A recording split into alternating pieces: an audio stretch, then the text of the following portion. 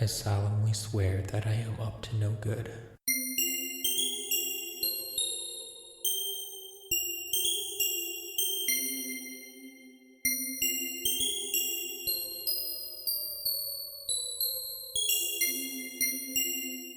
Hey everybody, welcome to the Tales from Godric's Hollow podcast, the world's foremost leading best overall by a landslide margin Harry Potter podcast that you might have found by accident or because someone turned it on to you. Either way, this is what we do here. We talk about Harry Potter. This is episode 22nd. 22nd? This is episode 22. It's going to be an interesting night already, Matt. I could tell you that already. This is November 28th, Monday night. This is our first episode for Book 3 of the Harry Potter series. Harry Potter and the Prisoner of Azkaban, whoever that is. We're going to be covering chapters 1 and 2 tonight. I am the muggle of the show, the one who knows nothing, sees nothing, but has fallen in love with everything. Josh Brown. I am joined, as always, by the guide of good gift giving, none other than the professor himself, Matt Sonnenberg. It's good to be back. Isn't it? It is. It is very good. Like we just did this last week, right? It's not like we've taken time off or anything. No. But at the same time, a movie episode just feels different than the book episode. Yes. It's been 2 weeks since our last book episode, and honestly, sometimes a week just feels like too long. Yeah, definitely. And plenty of you like the movie episodes. Some of you may not. Either way, it's a nice break in between the books. Also, I desperately need the movies in my life. Just to get some frustration out, I think, because we've done 2 movies now, right? Yes. We finished 2 books, we've watched 2 films, and both times I think it's fair to say that I have been slightly, if not maybe a little bit more than slightly, disappointed with what I've seen in the movies. Yep. Not because they're bad movies. It's just they're not as good as the books. And yes. I don't want to sound like I'm bitter and I'm upset on those podcasts. I really don't want to. But I just get my hopes up, Matt, for weeks and weeks and weeks about what I'm going to see in the film. And you're so kind not to break my heart week in and week out, and you just let me envision the great film, the great masterpiece in my head. And when it comes down to watching it, it never really turns out to be as good as I hope it is, because the world I'm creating in my head because of these books is far superior to the 2 hours allotted for each film. Yes. That's what I've been saying, though, too, is like this podcast is all for your benefit, and it is all about your journey through the Harry Potter series for the first time. And in my mind, that not only includes allowing you to create your own world in your head, but then allowing you to enjoy the movies for the first time, going in essentially, as spoiler-free as you can after reading a book, but right. Basically not knowing what exactly is going to happen. Sure. I want you, as much as possible, I want you to be able to experience things the way we did the first time. Yeah. And a lot of good has come from the movies, because I have gotten a physical, visual representation of the characters that I've been reading about. Like, I got to see what Lockhart looks like for the first time. I got to see Dobby, I got to see yes. These characters and these creatures, and I have some more attachment to them now. But at the same time, watching the film directly after finishing a book is definitely hindering my ability to just sit back and enjoy the film for what it is, because I'm picking it apart. I'm shredding every detail, Yes. because I'm just like, that's Yes. not in the book. That's not in the book. They changed that. They said that differently. That should have been in here. Where's this creature? Where's that creature? And it's not fair, but at the same time, this is my own doing. This is the cross that I bear, Matt, and it's just, I have to just keep on marching. This is all I could do, is just read the books, watch the films. The only other alternative, it would be to save the films until we're all done. And I don't know if you or Valerie, my fiance, I don't know if she can handle that. Like, she's dying to watch the entire series. Like, Yeah. if we had a weekend to just watch Harry Potter, all 8 films would be done, no questions asked. Oh yeah, I think I've mentioned that before. I've done that. I've made my own Harry Potter weekends where I go through the entire series. And to be perfectly honest, it's probably going to happen again real soon, because this past weekend I picked up the entire Harry Potter series on Blu-ray. The new covers and everything. No, it was the box set. So okay. It's just they're all in one case, 8 discs. Gotcha. Did you not have the Blu-rays before? I had all the movies, but I didn't have them all on Blu-ray. I had like the last 2 or 3 or something like that on Blu-ray. Sure. Because when the first couple came out, like Blu-ray didn't exist, or if it did exist, I didn't have a Blu-ray player. Sure. So one way or the other, there was either wasn't able to get Blu-ray or had no need for it. Mm-hmm. But yeah, now everything needs to be on Blu-ray. So yeah, especially my favorite series. I look at regular DVDs, I'm just like, that's trash. Who would even watch that form of media? Yeah, who's buying that anymore? No judgment here if you are, but they're trash. So the movie episode was last week. We got through it. I hope people don't leave with the impression that I absolutely hate the films, because I really do like them. I have ideas in my head that I'm going to go back and like start watching them again now that I could watch the first 2, whenever I want, whenever I feel like it. And I think I will grow to like them more the farther removed from the books I am. It's just hard. It's just really hard. Yeah, I would agree. I think you'll come to enjoy them more. Like I like I said, I very much enjoyed the movies as well, but you really have to separate the mediums and take them for what they are. The books are amazing. They came first. They'll always be better. But the movies are good too, and they're the best visualizations we're gonna get of these books. Right. So that's that. Regardless, we're moving on. We're on to the 3rd book. Finally, this is the book that you and pretty much everybody I've talked to has been waiting for me to get to.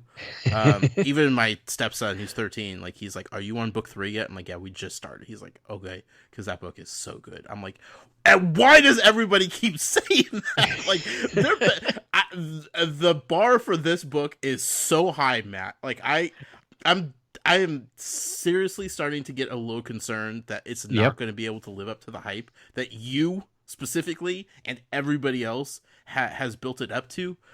But I can't wait to find out. Yeah, I think it will. It'll be very interesting to see where it rates in your head, especially given, like you said, how high the bar is. Yeah. Because of how much you've heard about it. Just that it is the best, and everybody loves it, and you still know nothing about it. No. But I really want to know where that comes in, and honestly, I think it can live up to the hype. Yeah. But I'm not in your position either. This is what I know about book 3 going into it. Okay. Because for the most part, I've remained fairly spoiler free for the entire franchise, which is dangerously difficult with video games coming out, with in-game video game content coming out for like Lego Dimensions, with new movies coming out, with coloring books. Like, I am surrounded in this Harry Potter world now that I didn't really know existed beforehand. And I've gone to the park twice now, Matt. So there are all these things in my head, and so many things out there that I could easily go to get like information about what's coming up, that I have remained and refrained from looking into. But I do know things going into this book. Here's what I know. I know there's a prison. Yes. I know we're probably going to meet somebody in the prison. Yes. I assume. Maybe we're going to meet him or her before they go to prison. I don't know. Maybe the end of the book will be putting the person in the prison. I just assume there's somebody going or from there that we are going to meet that's going to impact this story. Sure. I also know that there's a hippogriff. It's true. I don't know what a hippogriff is. Thankfully, you haven't researched too much. No. But I've seen pictures. Yes. Does that help me? Not really. I know it's a winged creature that looks amazing, but why that's important, I don't know.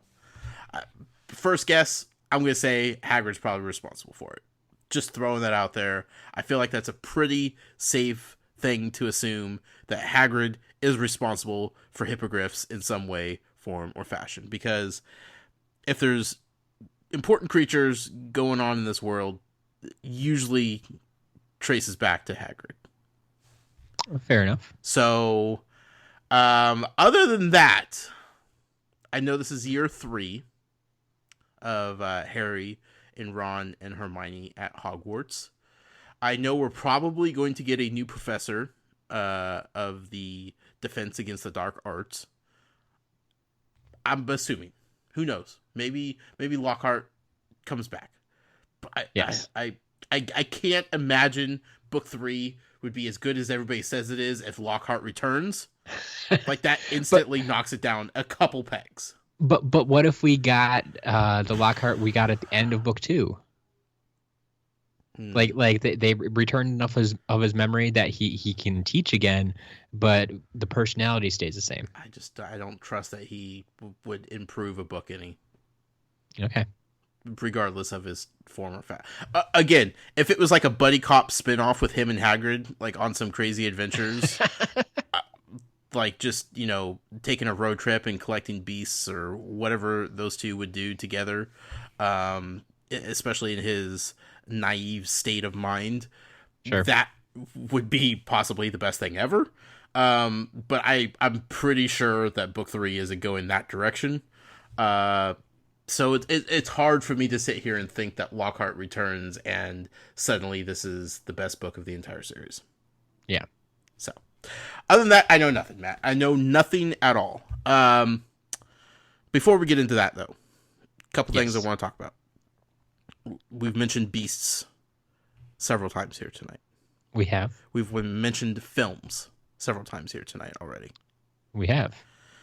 Speaking of beasts in films, Matt, I saw Fantastic Beasts and Where to Find Them on Thanksgiving morning. I'm glad. I saw that movie. And I'm assuming from your tone, you enjoyed it. Here's the thing, Matt. Here is the thing. This is the first Harry Potter movie that I've been able to watch in a theater, that I've been able to be part of the zeitgeist, to be part of the conversation along with everybody else in the world. Sure. So just going in with that in my back pocket was a pretty cool feeling. And then I watched the movie. And do you want to know what I felt about the movie, Matt? I do. I would love to tell you. Would you?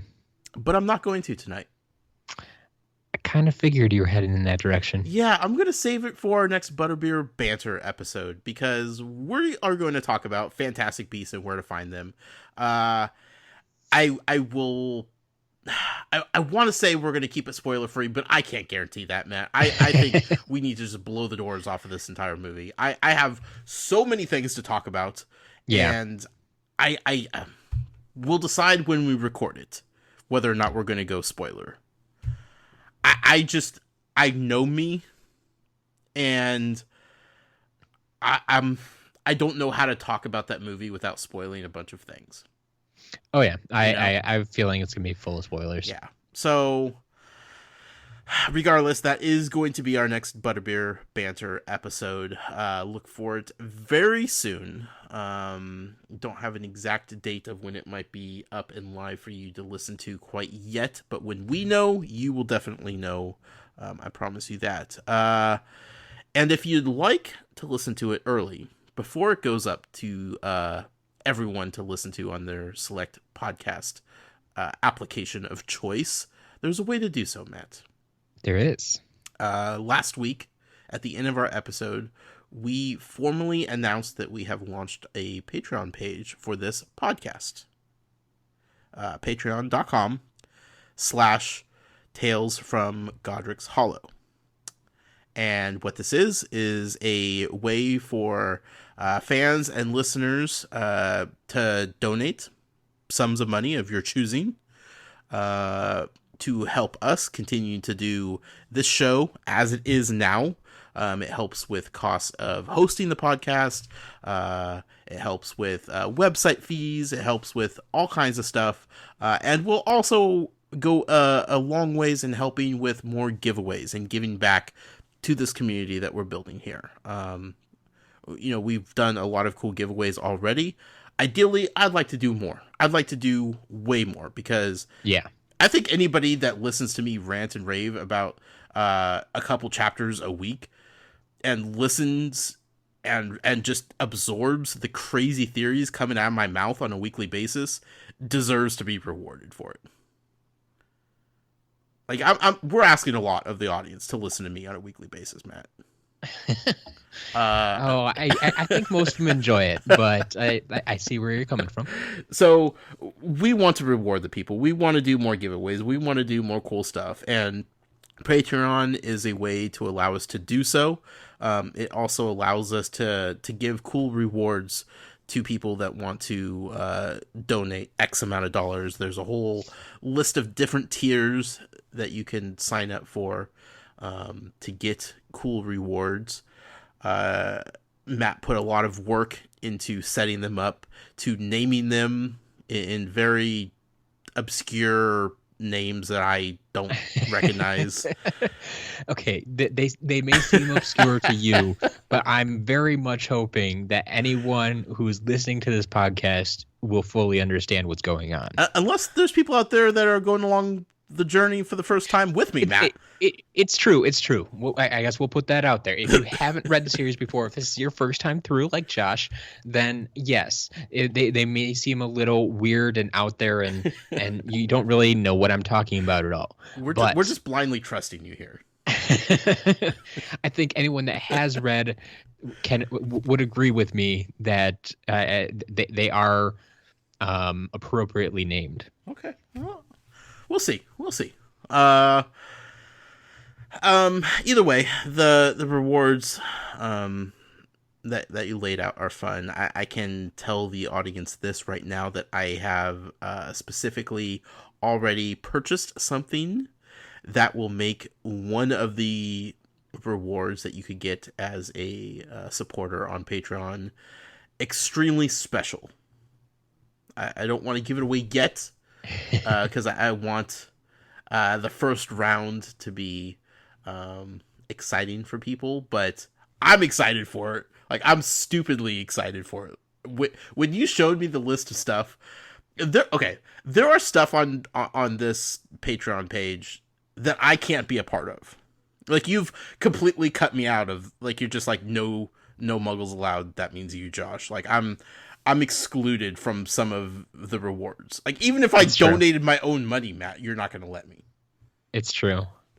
Like, you've put a kibosh on certain things. But there is one thing that I immediately signed up for that I was like, I want to help you with this thing.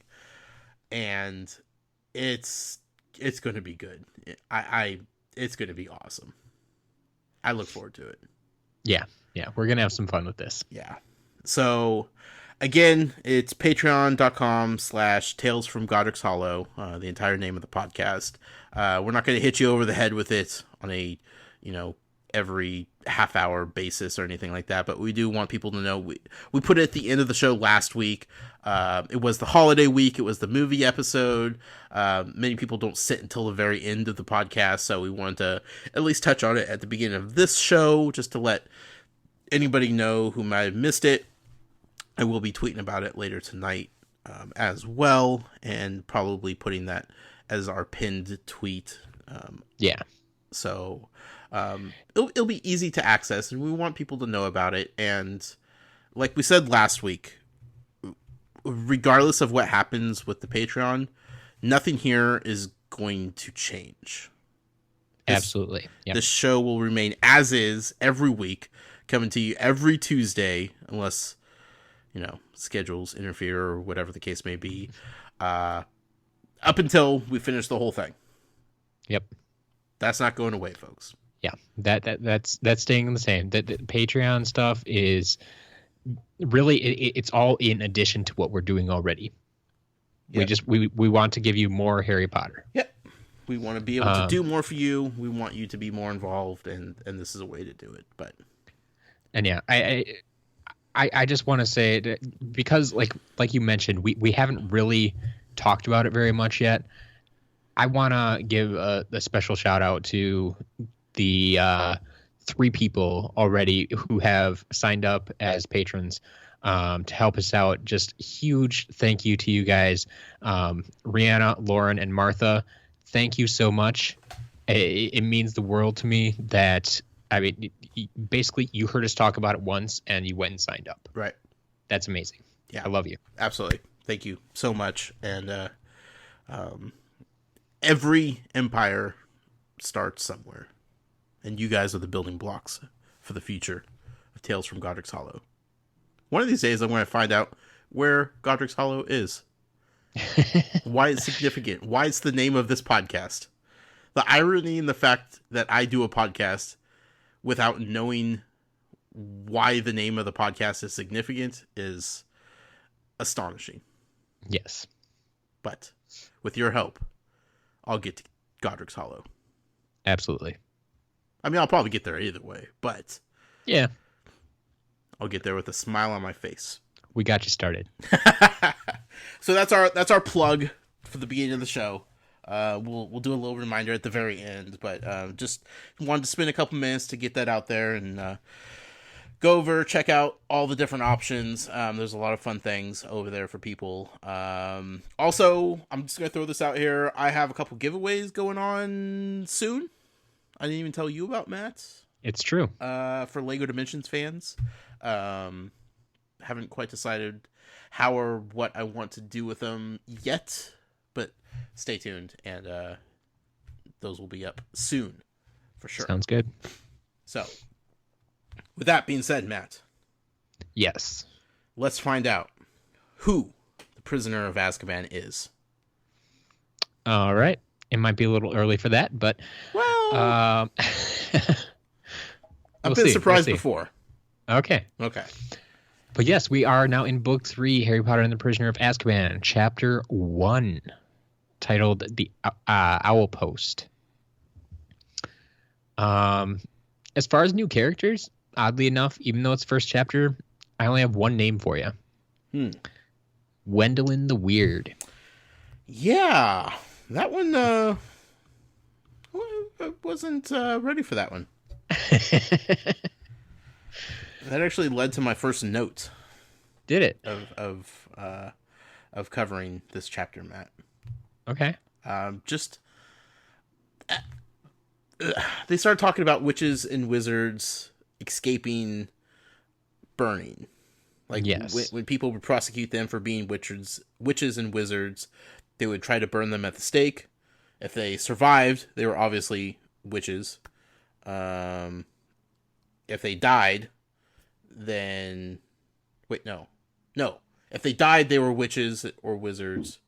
and if they survived, then they weren't or something. I don't remember the logistics. Either way, it was a ridiculous way to find out if people back in the day, Salem witch trials and all that, if they were capable of magic. And the description of how wizards and witches escaped the burnings was the most fascinating thing I could possibly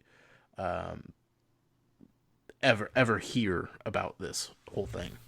Yeah, it's because that's where the magic comes in, and that's what's so fascinating. I think about the Harry Potter series as a whole is it starts with that magic, that literal magic, right, and drags you into that world, and then everything that goes along with it. Another thing is, at the beginning of the last book, we had talked about how I was still kind of confused up until a point about the wizarding world existing in the world that we know. Right? Yes. I was picturing two completely different places, and it's been a while since I've had to kind of think about that again. Mm-hmm. And this brought that all rushing back of this world like exists in day-to-day, like through time, through history, like this world of not necessarily Hogwarts, but the people that would eventually build Hogwarts, and this whole thing, like this was all part of theoretically the real world that I know and love. So our history. Yeah. Fascinating. Like you get so wrapped up in being in Hogwarts and following around Harry and Ron and Hermione and Hagrid and Dumbledore and their crazy little adventures at the school that you forget that there's this real world outside of the school. So to open up immediately with this book of like, hey, dummy, you're still in the real world here. There's just magic all around you. It was a nice refresher. Sure. Yeah. Then some things happened, Matt. A lot of things happened. Yeah, a lot of things. The recaps, man. Yeah. She's getting slick about them. Yep. I was gonna say I was waiting for your reaction about that. They're not so in your face. Mm-hmm. They're a little less drawn out. I think she's getting better at writing them. Yeah. And yes, they are still there. And by the third book, you could argue, yes, that they don't need to be there. But at the same time, if you just start talking about Harry, like he's going to be this boring kid in this house with an evil aunt and uncle, and you're not going to care about him. But once you learn that he's a wizard and his aunt and uncle are trying to deprive him of this magic, it makes a little more sense. Right. So I get it. I do. But this is the third book out of 7, right? Yes. By book 4, we've passed the halfway point of the series. I know you're not going to tell me, but I'm going to lose my mind, Matt, if we have to cover the same things for the first 2 chapters as we've done the last 3 books. Sure. So I'm just throwing that out there. I'm going to lose it, because if this book is as good as they say it is, then we should skate on to book 4 without looking back. Onwards and upwards, as they say, Matt. All right. So. Let's talk about Ron. Okay. Using the Muggle phone. Attempting to use a Muggle phone. I was laughing. It was hilarious to envision him and Mr. Dursley's conversation with each other. Yeah, I think the best part is that just because that is Mr. Dursley's temperament, that he started yelling back at him. which honestly probably made it seem normal to Ron. Right. It's like, oh yes, I'm doing this right. I will keep yelling. No, not quite.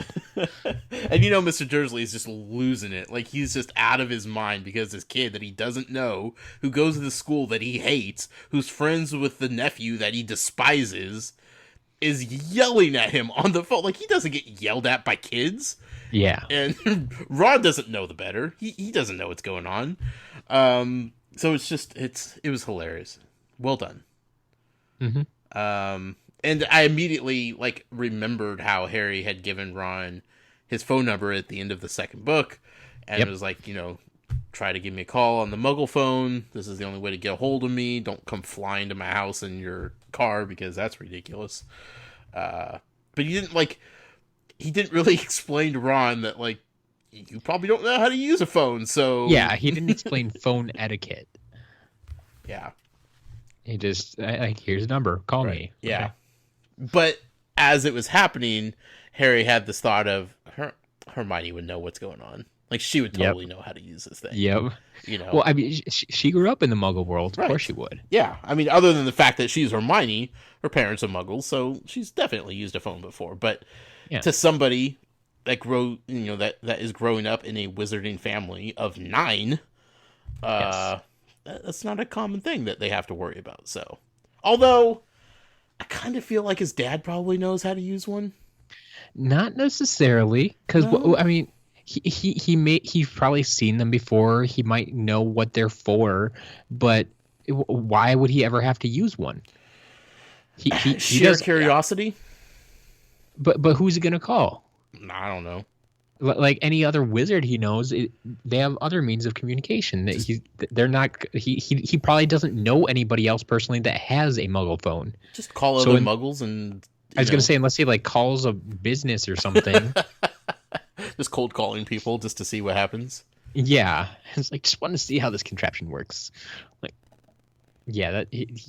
sure he's just gonna get hung up on all the time. Yeah.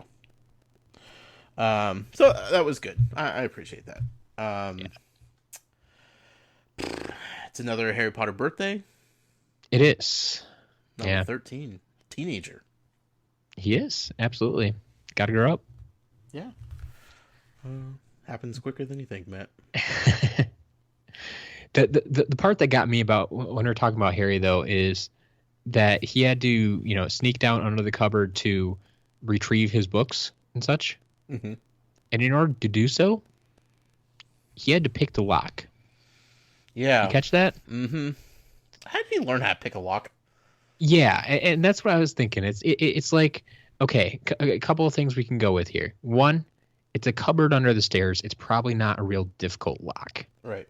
It's not even as difficult as the lock to your front door or the lock to your car or something like that. Those are going to be a little harder to pick. Mm-hmm. But still, a lock is a lock. You gotta be taught something or spend enough time with it to figure it out. I mean, then again, when he was locked under the stairs, I feel like he probably had a lot of free time on his hands. Yeah. To learn random skills that he probably wouldn't ever dream about using, but just to self-teach himself some things. My other thought, though, is that we have heard of somebody else picking locks. You remember that? Well, okay. That's not fair because I have something else in mind when it comes to picking locks. That has probably nothing to do with anything we've read. Okay. Okay. That is going to be the dangers of me watching Fantastic Beasts. There is a whole world out there that happened before Hogwarts that I might start incorporating into this. Okay, I see where you're going with that. Yeah. Because I'm pretty sure he doesn't have a Bowtruckle. No, he does not have a Bowtruckle. Harry at this point does not even know about Bowtruckles. Does anybody? Are they extinct now? They do know. I'll give you that. Okay, there are people that know about Bowtruckles. Hagrid. But yeah, I was going back to in the second book, actually, when they helped Harry escape from the Dursleys, Okay. and Fred and George jumped inside, and they had to pick few locks Oh, that's right. They did, huh? To get his because stuff. to get his stuff. Hmm. Think Fred and So George taught him how to pick a lock? he spent was it a couple weeks at the Burrow Yeah. last summer? Yeah. He spent a couple of years with him at Hogwarts. And what did they do over Christmas break at Hogwarts? Sure. Pick locks. Why not? I don't Wizard know. chess I and don't picking know. locks. Yeah, that's the best I could come up with. Is maybe it's something he picked up, because they did say it's a useful skill to learn. Yeah. One of those useful Muggle skills. Sure. So Fair enough. That's my I hadn't even best thought about guess. that. Yeah. but at the same time, I just found it weird that it just kind of nonchalantly threw that in there. And it's like, oh yeah, he went downstairs and picked the lock under of the cupboard under the stairs. So it's like, okay, Yeah. Like you said, it probably wasn't a super complicated lock. yeah. Like probably just stick a matchstick in there or something and get it pop it open. But he got a delivery or two. He or did. three by a few owls. Yep. Matt, I'll tell you what, Errol. I was gonna say you mentioned him last book, and here he is again. Is the saddest, most depressing thing I've read in this story so far. Yep. And possibly the most hilarious, because I now have a picture of what poor Errol looks like trying to fly Yes. because of the movie. Yep. And as sad and upset I am about this poor bird trying to do things that he's clearly not capable of doing anymore, I just think about how funny it looks when he's trying to do it with all of his might. Oh god, it's so funny. I just kept thinking about the entire chapter, Matt. I even put this in my notes. So towards the end of the chapter, I put in parentheses, I'm still laughing about the two owls having to carry Errol, because I could not stop thinking about this. Yep. It's good stuff. Absolutely. It's just so goofy that this owl still is determined to do its job as the owl of a wizard. To be perfectly honest, I think that's a big part of why Errol is still in these books. Yeah. And why the Weasleys haven't replaced him. Right. It's because it makes for good writing, good reading. And it matches the Weasleys as a family. Yeah, absolutely. You know? The hand-me-down. It's a hand-me-down owl. Poor thing. It needs to be retired, Matt. I appreciate Maybe it someday. for still being around. But a couple of things about the owl delivery. Yeah. One, I have always wondered this to some extent. I think I brought it up maybe in the first book when we were talking about owls for the first time and how they deliver stuff. It's like they always know where to bring their deliveries. Mm-hmm. Like they always know where the people are, and they always know where to come back to them. And in this case in particular, like these owls somehow knew they were all going to the same place and somehow met up with Errol to help him. And like, how does this all go down? Like they didn't all start. They came from three different places. Sure. So we had blanking on the name of Harry's owl. Hedwig. Delivering a package from Hagrid. No. What am I making that up? Hedwig brought Hermione's. Oh, okay. Where was the other owl from? It was an owl Harry didn't recognize, but once he saw the package, he knew where it came from. Oh, okay. Because it had Hagrid's handwriting on it. Okay, so that mysterious owl delivered. Yeah. Okay. So Hagrid was just using one of the school owls. Okay. So we had those. So in my head, I'm envisioning, one's coming from Hogwarts, one's coming from, Hermione, who sent out for something through the owl post. Like, I don't know how that whole transaction happens with owls or whatnot.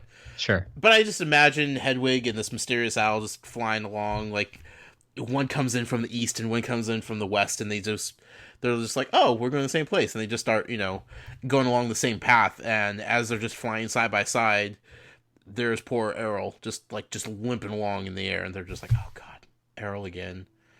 Come on, Frank, we need to haul this guy along. Like, we need to make sure Errol gets there because it's for Harry.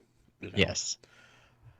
Just the whole scene is fascinating to me, but yep. Yeah.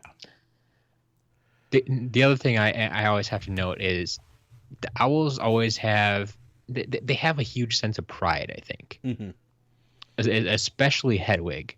She always seems to know when she's done things well. She always kind of like swells up with pride, and kind of like in my head at least, she kind of like struts off. It's like, yeah, I did it. I got my package there. Yep. Yeah, I mean, Hedwig was gone for a couple days, but Harry, it was mentioned how Harry wasn't concerned because that was not abnormal for Hedwig to be gone that long. Well, yeah, and then you hear, I think Hermione mentioned in her note, it's like she didn't know how she was going to get something to Harry, but then Hedwig showed up. Right. And it's like, wait a minute. Yeah. So not only can Hedwig find Harry at all times, but he can find Hermione too. Mm-hmm. Like I mean, I guess like even without like having a message to deliver to Hermione, like she kind of said, it's like, yeah, I think she was kind of making the rounds, looking for presents for Harry. Yeah. And wanted to make sure Harry had a birthday. Yeah, Hermione, I believe she mentions like vacationing in France, and I kind of assume that's where she was at this time. Right, that's how I saw it too. Yeah. And so that's, I think, part of the reason why Hedwig was gone so long. It's like, sure. I don't know exactly how far England to France is. I know Europe is a lot smaller than I think it is. Mm-hmm. Like I always hear like Germany can fit inside of Wisconsin or something like that. I think Europe is like the equivalent of the East Coast for me, where no matter what big city you're in, you're only a couple hours from somewhere else. Yeah. So I mean, when you're flying, then too, mm-hmm. as an owl would do, like it's going to be fly, as they say, right, Matt? Yes. I was purposely trying not to use that phrase for you because I know you think it's not in use anymore. No. And normal people don't say it. Straight as the owls fly, Matt. Straight as the owl flies, yes. Yeah. So that part all fits for me. Mm-hmm. It's just a matter of, how do owls always know where to go? Sure. Yeah, GPS. Yep. Yeah. Magic GPS, I suppose. I see, that's the thing I don't even question anymore. It's just like, yeah, of course, that makes total sense. It's magic. Yeah. I don't question it. I do appreciate Hedwig ensuring that Harry had a birthday of sorts. Especially because Harry fought so hard to let Hedwig out and about and fly around and, stretch the wings a little bit, so there was kind of like a thank you attached to it as well. Sure. I found out something, and I was struggling with whether or not this was new information or information that we already knew. And I just maybe overlooked or didn't care about at the time. Bill Weasley? Yeah. Okay. I don't remember Bill Weasley at all. We have I brought him up in one of the last episodes, actually. See, that's what I thought, but I was like, I don't remember Bill. Like, that's a name I would remember because Bill Weasley doesn't sound right. Well, I don't often connect it with Weasley. Okay. It's just, older brother is Bill. Sure. Do you remember the other older brother? The one that is working with dragons in Romania? Yep. Clive. Got the first letter. Charlie the dragon tamer. There you go. Yeah. But yeah, Bill, I brought him up last time because when we met Jenny down in the chamber, she made the comment about how had wanted to go to Hogwarts ever since Bill went. Right. That was when we started doing math about how that Yes.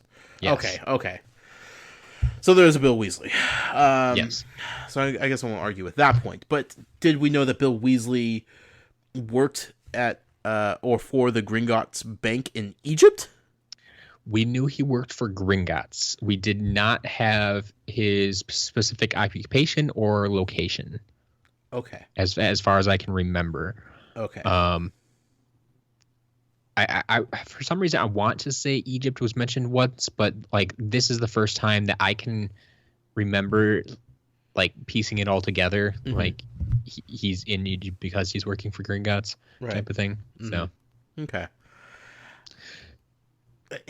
Here's what I want to say about that. Yeah. I have always had a deep fascination for ancient Egypt. Yep. As a kid, I did many book reports and many of class projects on ancient Egypt when given the opportunity to choose a subject, especially when it makes sense. revolved around historical times. That was just one part of time that I've always been drawn to for whatever reasons. I think the culture was absolutely fascinating. Just their way of life, everything about Egypt and how they lived. I just love it, you know? So then all of a sudden, now we're bringing in this magical world to Egypt, and I'm just like, I'm a little taken back and blown away at the same time. Like, yeah, that makes sense. Why there would be curses in, you know, the ancient tombs, because of course wizards had something to do with it. Duh. And it's just like, it made something that I already love so much kind of magical, like in a real way, you know, because it's bringing this world that I'm falling in love with into the world that I already know and love. And honestly, that's kind of where I thought you were going with it the first time you brought that up this episode, when you're saying the Muggle world and magical world. Sure. And she keeps taking these, I mean, it's kind of vague historical events and tying it in and saying, yeah, magic was here too. Right. This is the explanation for it. Yeah. This happened because of magic. Yes. Not a pure coincidence, you know, or fate or whatever it is. It's like, yeah, of course magic had something to do with it. Now I'm going to go back and like just through like the random history books and just start like picking out times when I think she might talk about magic happening. Regardless, just the thought of ancient Egypt and just, you know, putting curses on tombs, and just, I love it. I loved it so much. It's good. Yeah. It's probably not going to be in the movie. I'm just going to say it. Like, none of this is going to be in the movie. I'm not going to see wizards rolling around ancient Egypt and you know, casting spells and whatnot. Like, I know that's shooting for too much out of the third film, but... Well, I mean, we don't even really see it in the book here. No. It's just a mention that they were there. Yeah. I would love to see it, though. Sure. So, I mean, you can make a whole movie about that. Yeah. The Weasleys go to Egypt. Sounds good to me. Sure. I'll fund that. That's what Kickstarter is for. So Harry got some presents. He did. Yeah. What presents did he get, Matt? I believe he opened Ron's first. Uh-huh. Well, it had a card, which had a couple things in it. His first birthday card. Yes, that's something to think about. Yeah. Your 13 years old. birthday, and you get your first birthday card. But yeah, my first note, there's a newspaper clipping that fell out. Mm-hmm. Why are wizard newspapers still in black and white? It makes it feel right, you know? It makes it feel like a newspaper clipping at that point. Yes, but if they were in color, it would just, I mean, it would feel that much more magical, that much more wizardy. Yeah, but it would kind Like, of feel like a flyer, like an advertisement, I guess. like at least put the pictures in color. Yeah. I mean, we do need to know that the Weasleys, the entire family, has fire orange hair. Yes. Like that's an important part of that photo that is probably lost to a lot of people that have no idea who the Weasleys are. Exactly. Yeah, I agree with you there.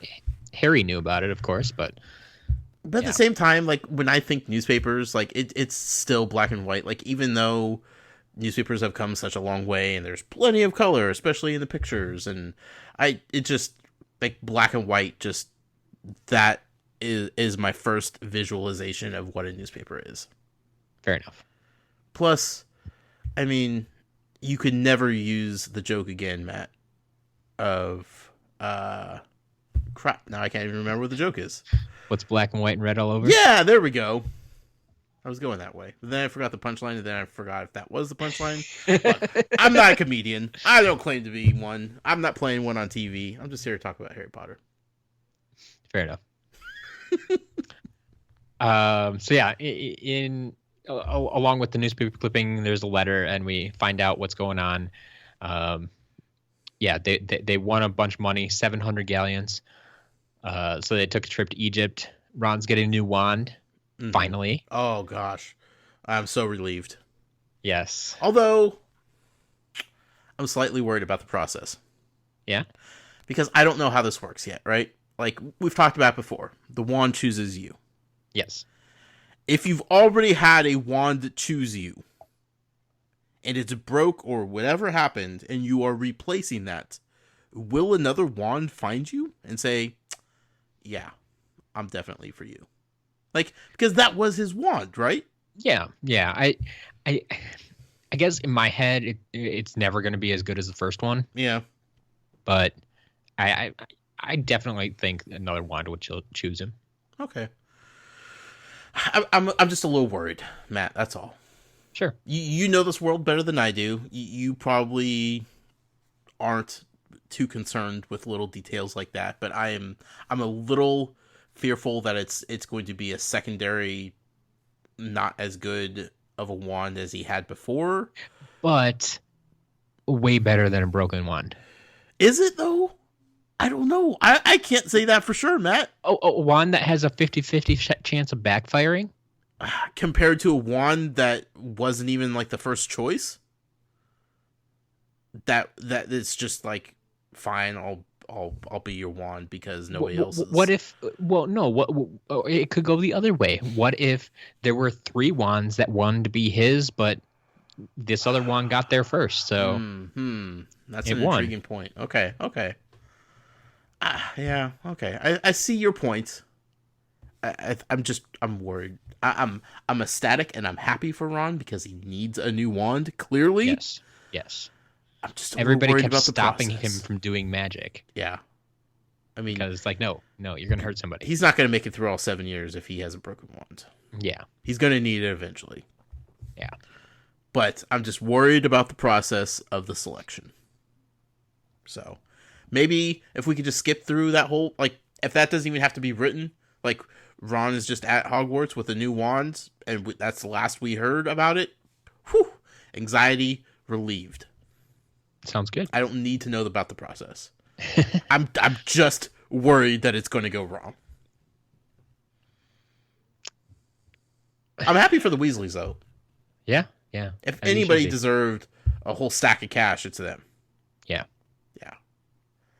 I mean, obviously a vacation is needed when you have 7 kids. I appreciate that all 7 were able to join them on the vacation, especially Charlie out taming dragons. You'd think he'd be too busy for something like that, but well deserved. You know, if any family needs a little pep in their step, it's them. You know, they deserve it. Sure. I want to know more about what they won, what Mr. Weasley won specifically. Well, it sounded like it was just a drawing. I don't know if it was something he specifically entered, or if it was just it almost wait, what it was the Daily Prophet, right? Yes. That was giving it away, not the ministry. Right. Yeah. Okay. For a second there, I was thinking it was like something he would have won through work or something like that. Mm-hmm. But no, yeah, I think it's the Daily Prophet. So, um, yeah, it just sounds like they any sweepstakes or lottery or something like that we'd have around here. It's what they won. Yeah, I guess so. I guess I didn't think. For some reason in my head, I was thinking it of some sort of prize that he won for entering some sort of contest. I didn't look at it as like a lotto type of thing.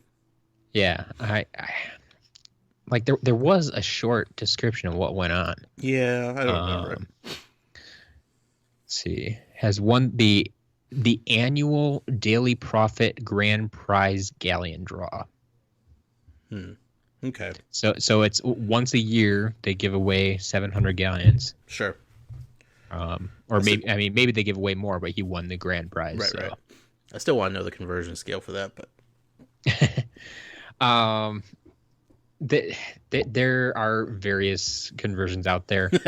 I'm sure. I believe at one point, J.K. Rowling,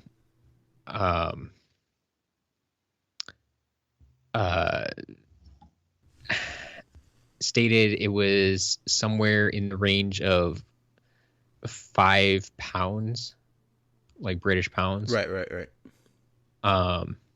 For 1 galleon? For 1 galleon. Okay. So in her head, at least, she has some sort of conversion going on.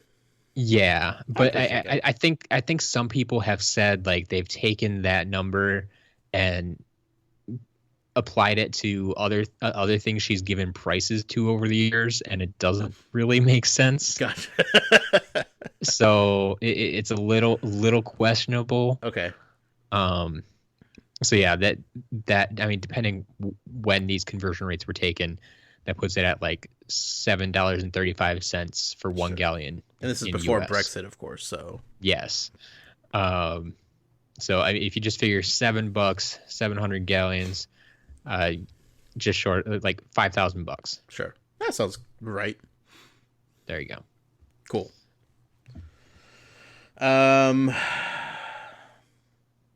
Let's see. What was after?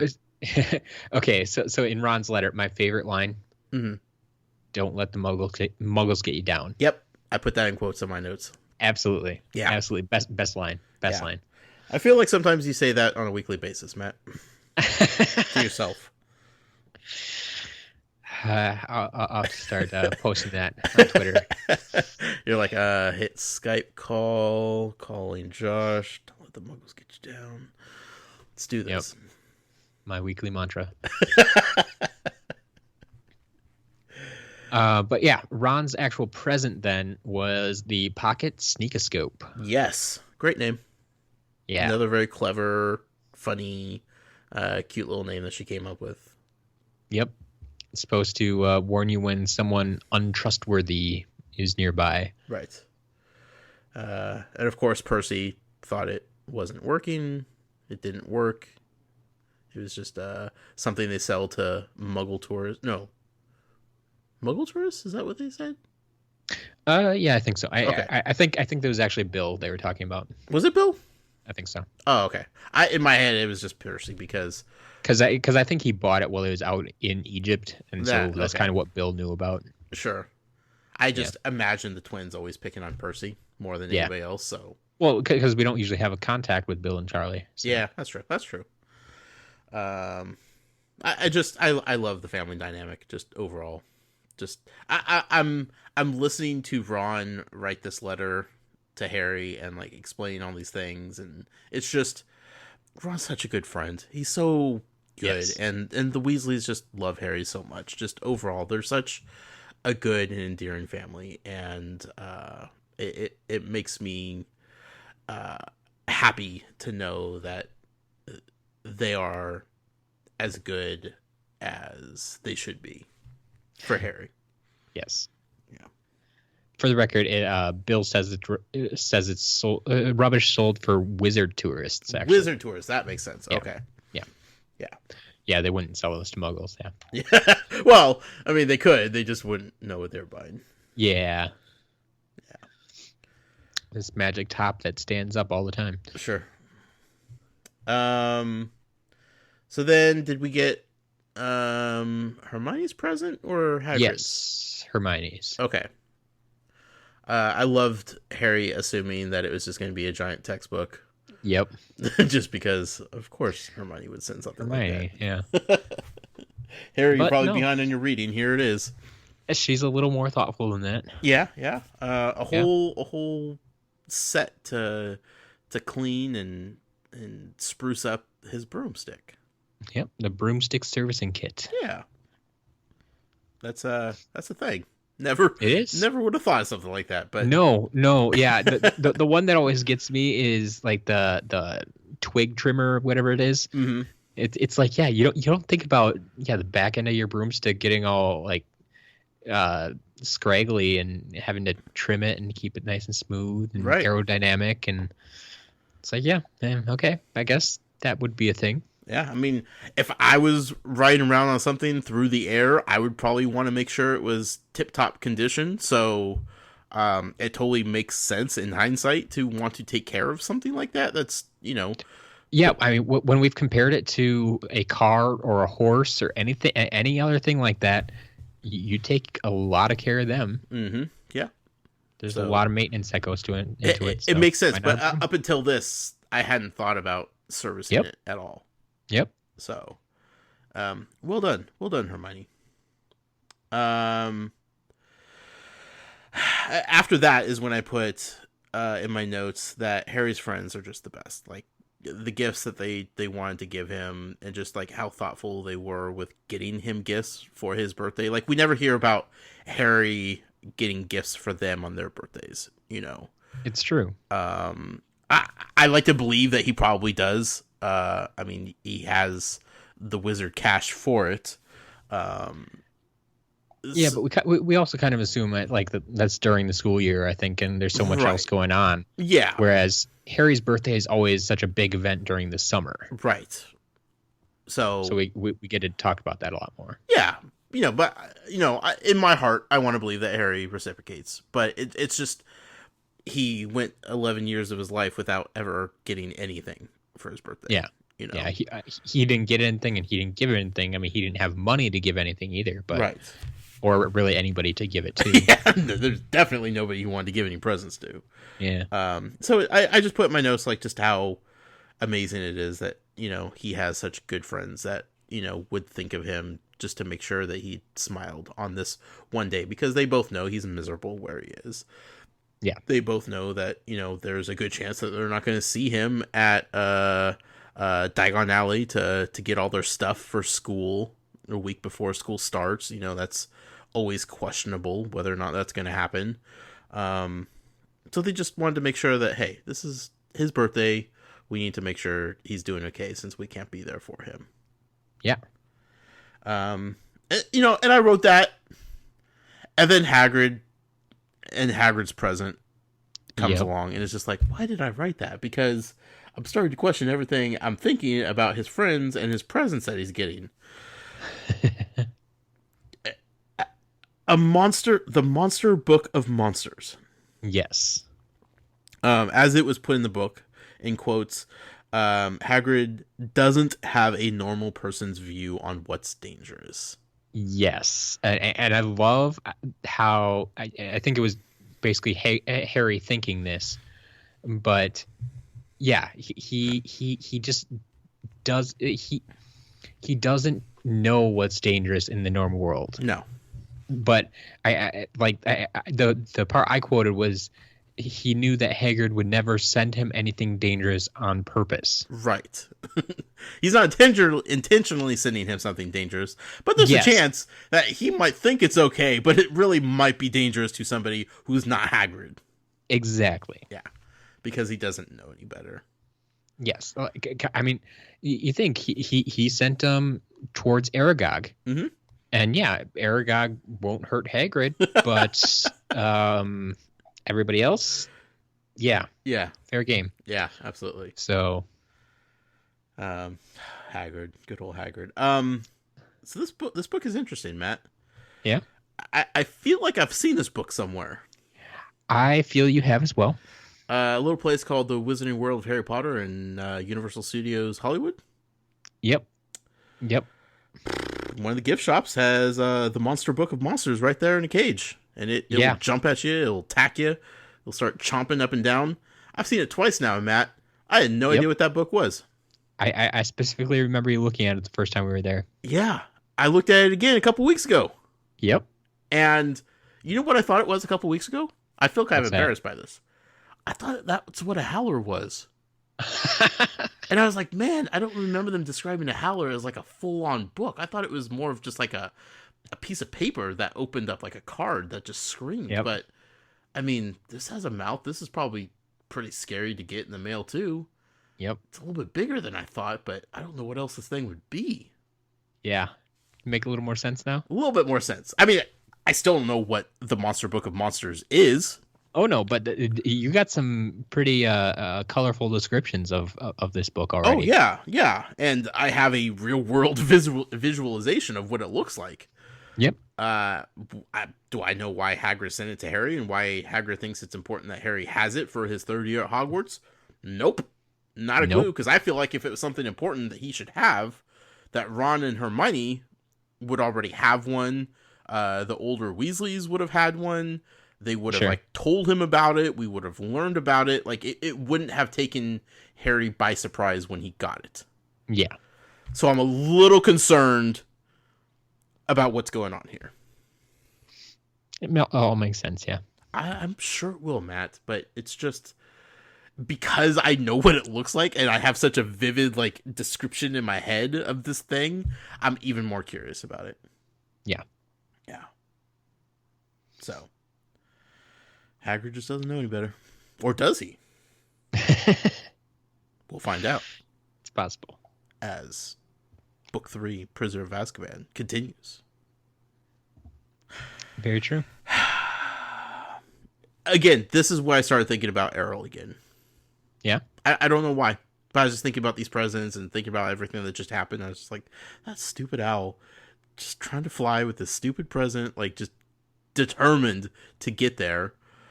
From Egypt, probably. That just... So funny, Matt. So funny. Yep. Yeah. Got a reference that I'm familiar with. I was hoping you recognize it. I do recognize it.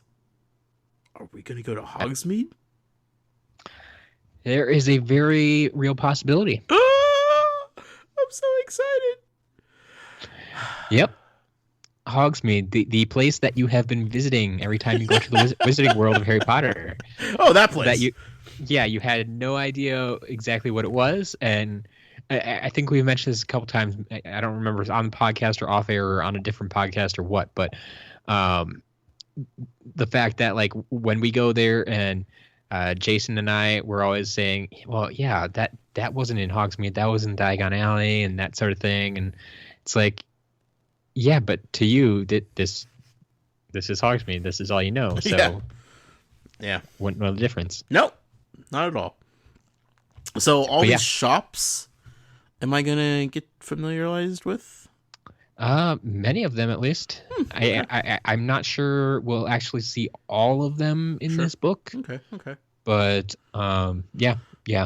You a lot of things, kind of like the book. The monster book will seem or sound familiar, or you may have some picture of them in your head. Yeah.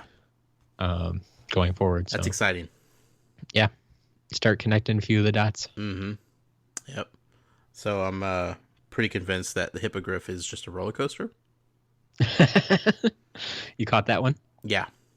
Yeah. So I'm pretty sure that they're just going to an amusement park. All right. Yeah. Okay, here's a thought I had. Sure. the mention of Hogsmeade came with a permission slip from Hogwarts, from Professor Yes. McGonagall, Yes. specifically. Well, the deputy headmistress. Sorry. Same person, right? Yes, I'm just saying, like, there's a reason that she's sending them out. Sure. Okay. Yes. I'm not going to remember that title.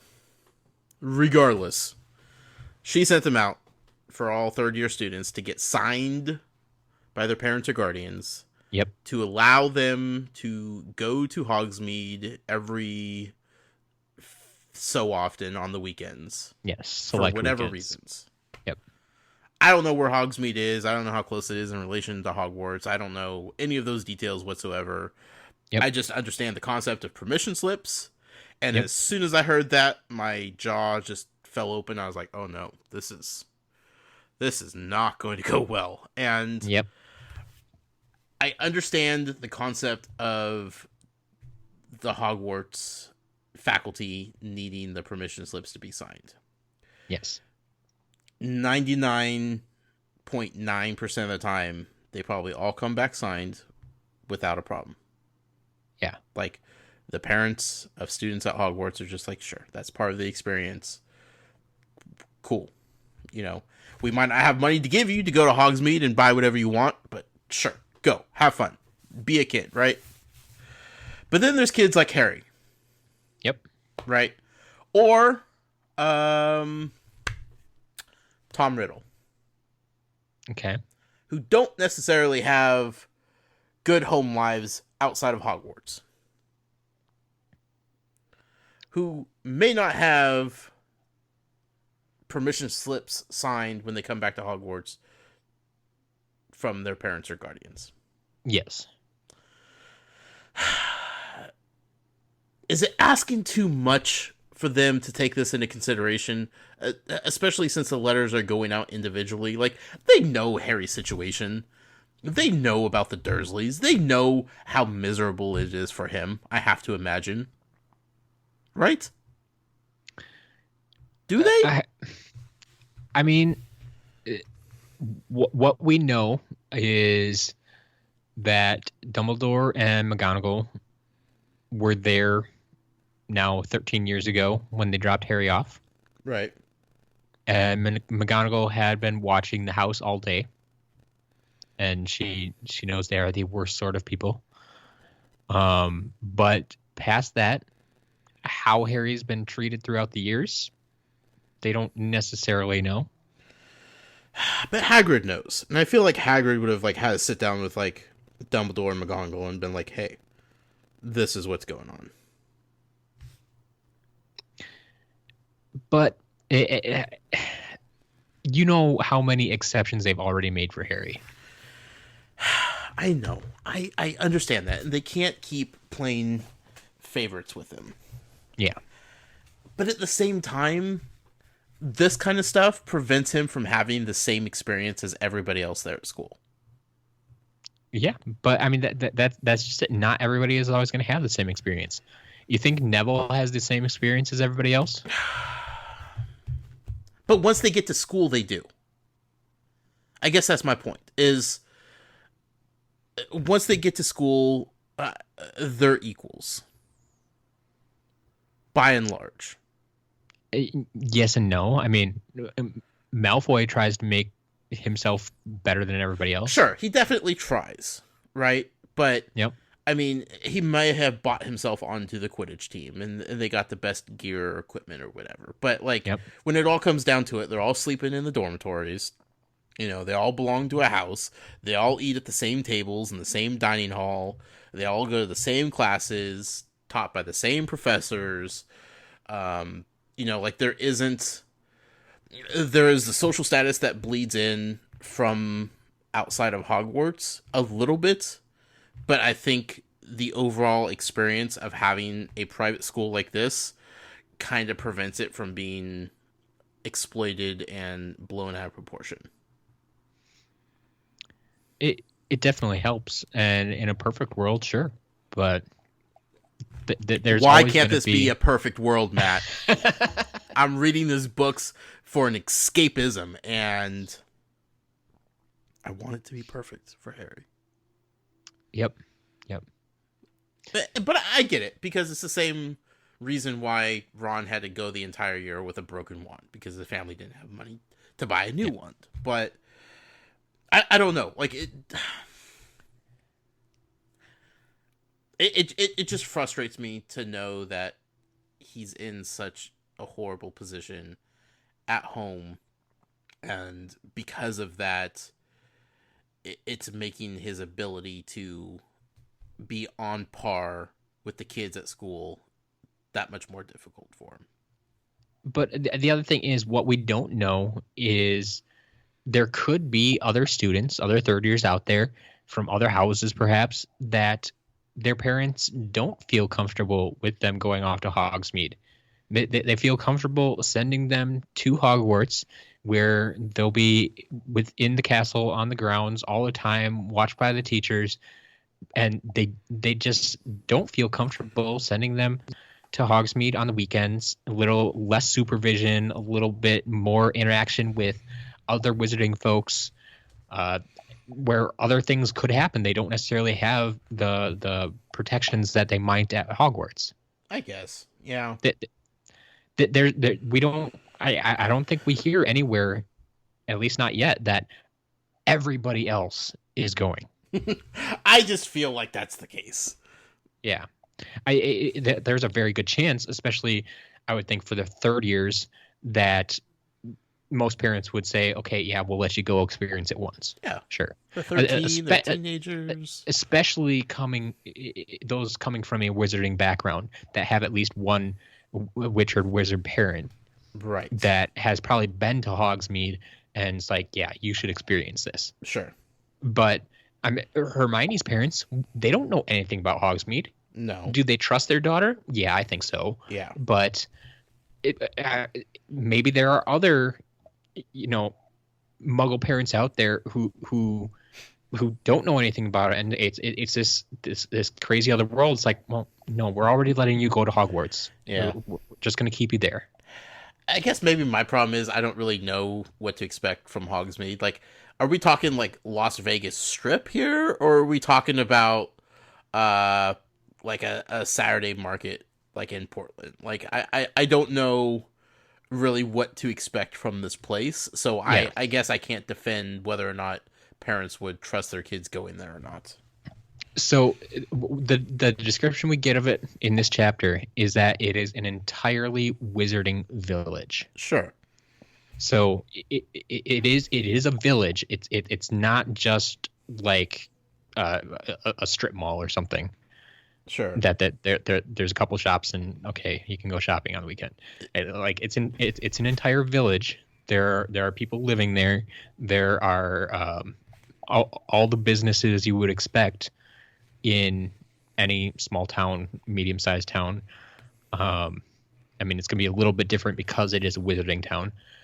But is this like a rough place, like where Pinocchio goes to get in trouble, like when he's a kid, or like? And that's something we'll definitely discover as we go along. I will say there are varying degrees. Okay. Depending on where you go. Okay, that's fair.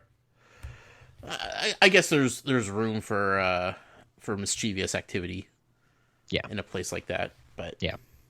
In my head, I'm just like, God, there's no way Dursleys are signing off on this. Like, there's no way Harry's going to get to go with his friends like Ron, Hermione, and Neville, and everybody else are going to go have a ball at Hogsmeade, and he's going to be sitting back because his stupid family will be spiteful and not sign the permission slip. So I was concerned about it. Makes sense. But in that, I mean, that was pretty much the chapter. I wrote my notes that I'm finally Harry has a great birthday. I mean, his 11th birthday was pretty good, but it was kind of earth-shattering in a way. Yeah. It wasn't a celebratory birthday. It was realizing you belong to a different world type of birthday. I don't think it's fair to compare his 11th birthday and his 13th birthday. Definitely better than the previous birthday, age 12, and 1 through 10, I would imagine. But yeah, I'm happy. Harry had a good birthday. It's good. Yeah, but there was a lot of recap in this chapter. So much, Matt. Hey, but we still had a lot to talk about. We do. Let's move on to chapter 2, shall we? Chapter 2, Aunt Marge's Big Mistake. My first note was, who's Aunt Marge? Yeah. I hate when the chapters start off with a character we've yet to know. Well, we actually have had one mention of her before. Okay. Way back in book 1, chapter 2. Okay. It's one of the times they brought in the mail. Okay. And Uncle Vernon got a letter from Marge, his sister. I don't think she was labeled as Aunt Marge back then. It was just Marge, and it's like I think the line was something. Well, I think the line in the movie that always sticks in my head. It's like, "Oh, Marge has fallen ill again," or something like that. Oh, right. Okay. They get a letter from Marge, and yeah, sure. That's about the extent of it. Okay. And we know that it is Vernon's sister. Okay. So you can assume it's Aunt Marge. Okay. But yeah, this is the first time that she's mentioned fully again by name, and that I did actually put her in the new characters. Sure. Because like this is the first time we're meeting her. Like she's been mentioned before, but fair enough. Yeah. Asking you to remember the book 1, chapter 2. Yeah, you had other things on your mind. Yeah. Like the crazy cat lady who babysat Harry when he was a kid. When's she coming back to the story, Matt? You're still going on about her. Oh, I'm not going to let that die. Okay. I'm going to keep pushing that until something happens. She's going to be back in the story. Okay. Those cats are going to be important. I'll be waiting for that. Okay. And okay, that's actually a good place to start because you mentioned Marge. Mm-hmm. And I had a rough list of new characters here, but I kind of wanted to see from your point of view. I probably should have asked you this ahead of time, but what characters do you think were new? Oh boy.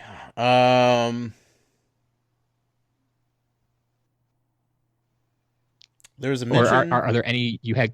Yep. Go ahead. Of a criminal. Okay. I think they used the name Black. Yes. I don't believe there was any other name associated with it, just Black. I don't know if that's a first name or a last name. And I don't know if I've heard that name before or not. It sounds familiar, but I don't know if it's from the previous 2 books at all, or if it's just in passing in some way from other forms of Harry Potter that I've indulged in. I don't know. I can't place it. Yeah.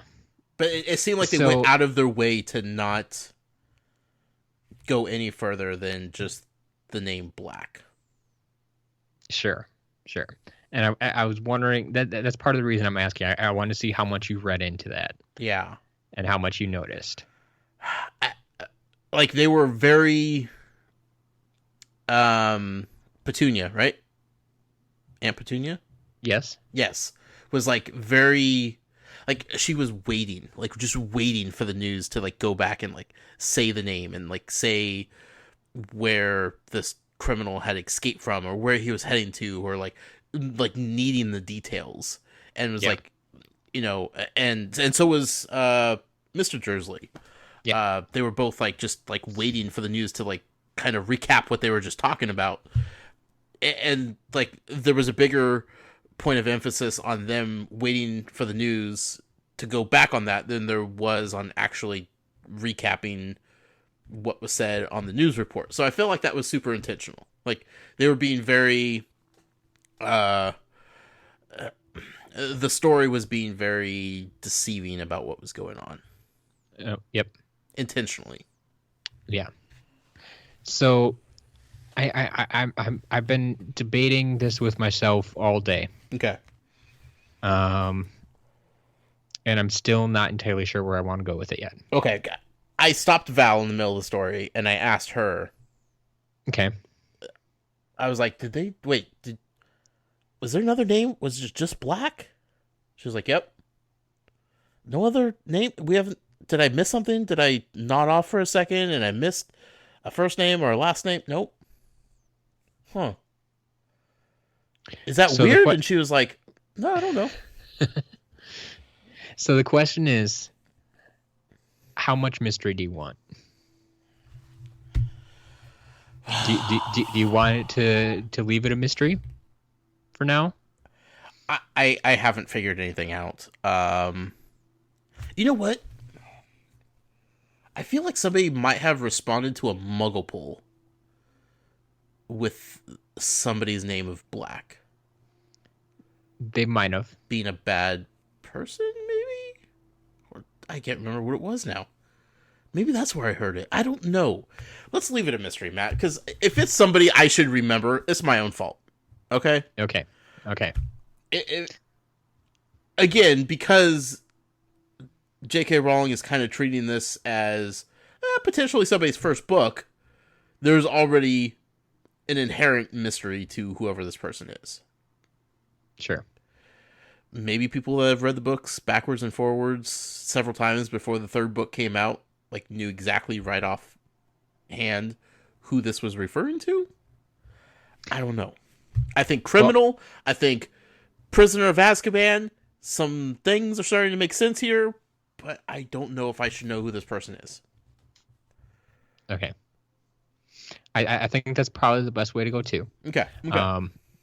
This is one of those points that I really want to point something out, but it's probably better at this point that I don't. Okay. And I'm just gonna have to wait till later, till you know more. Wow, this is the first time you've actually called yourself out on it.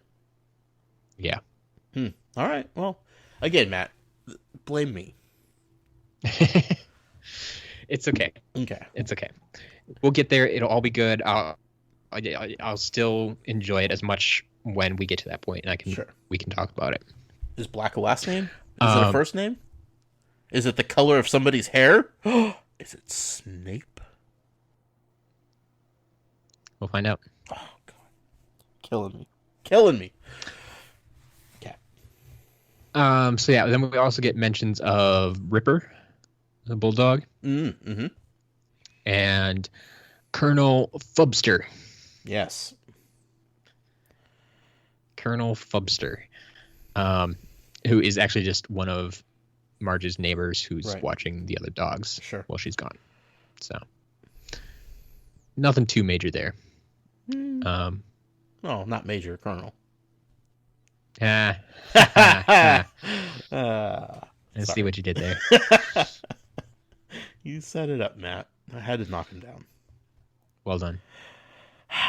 So who's Aunt Marge? Aunt Marge is a peach.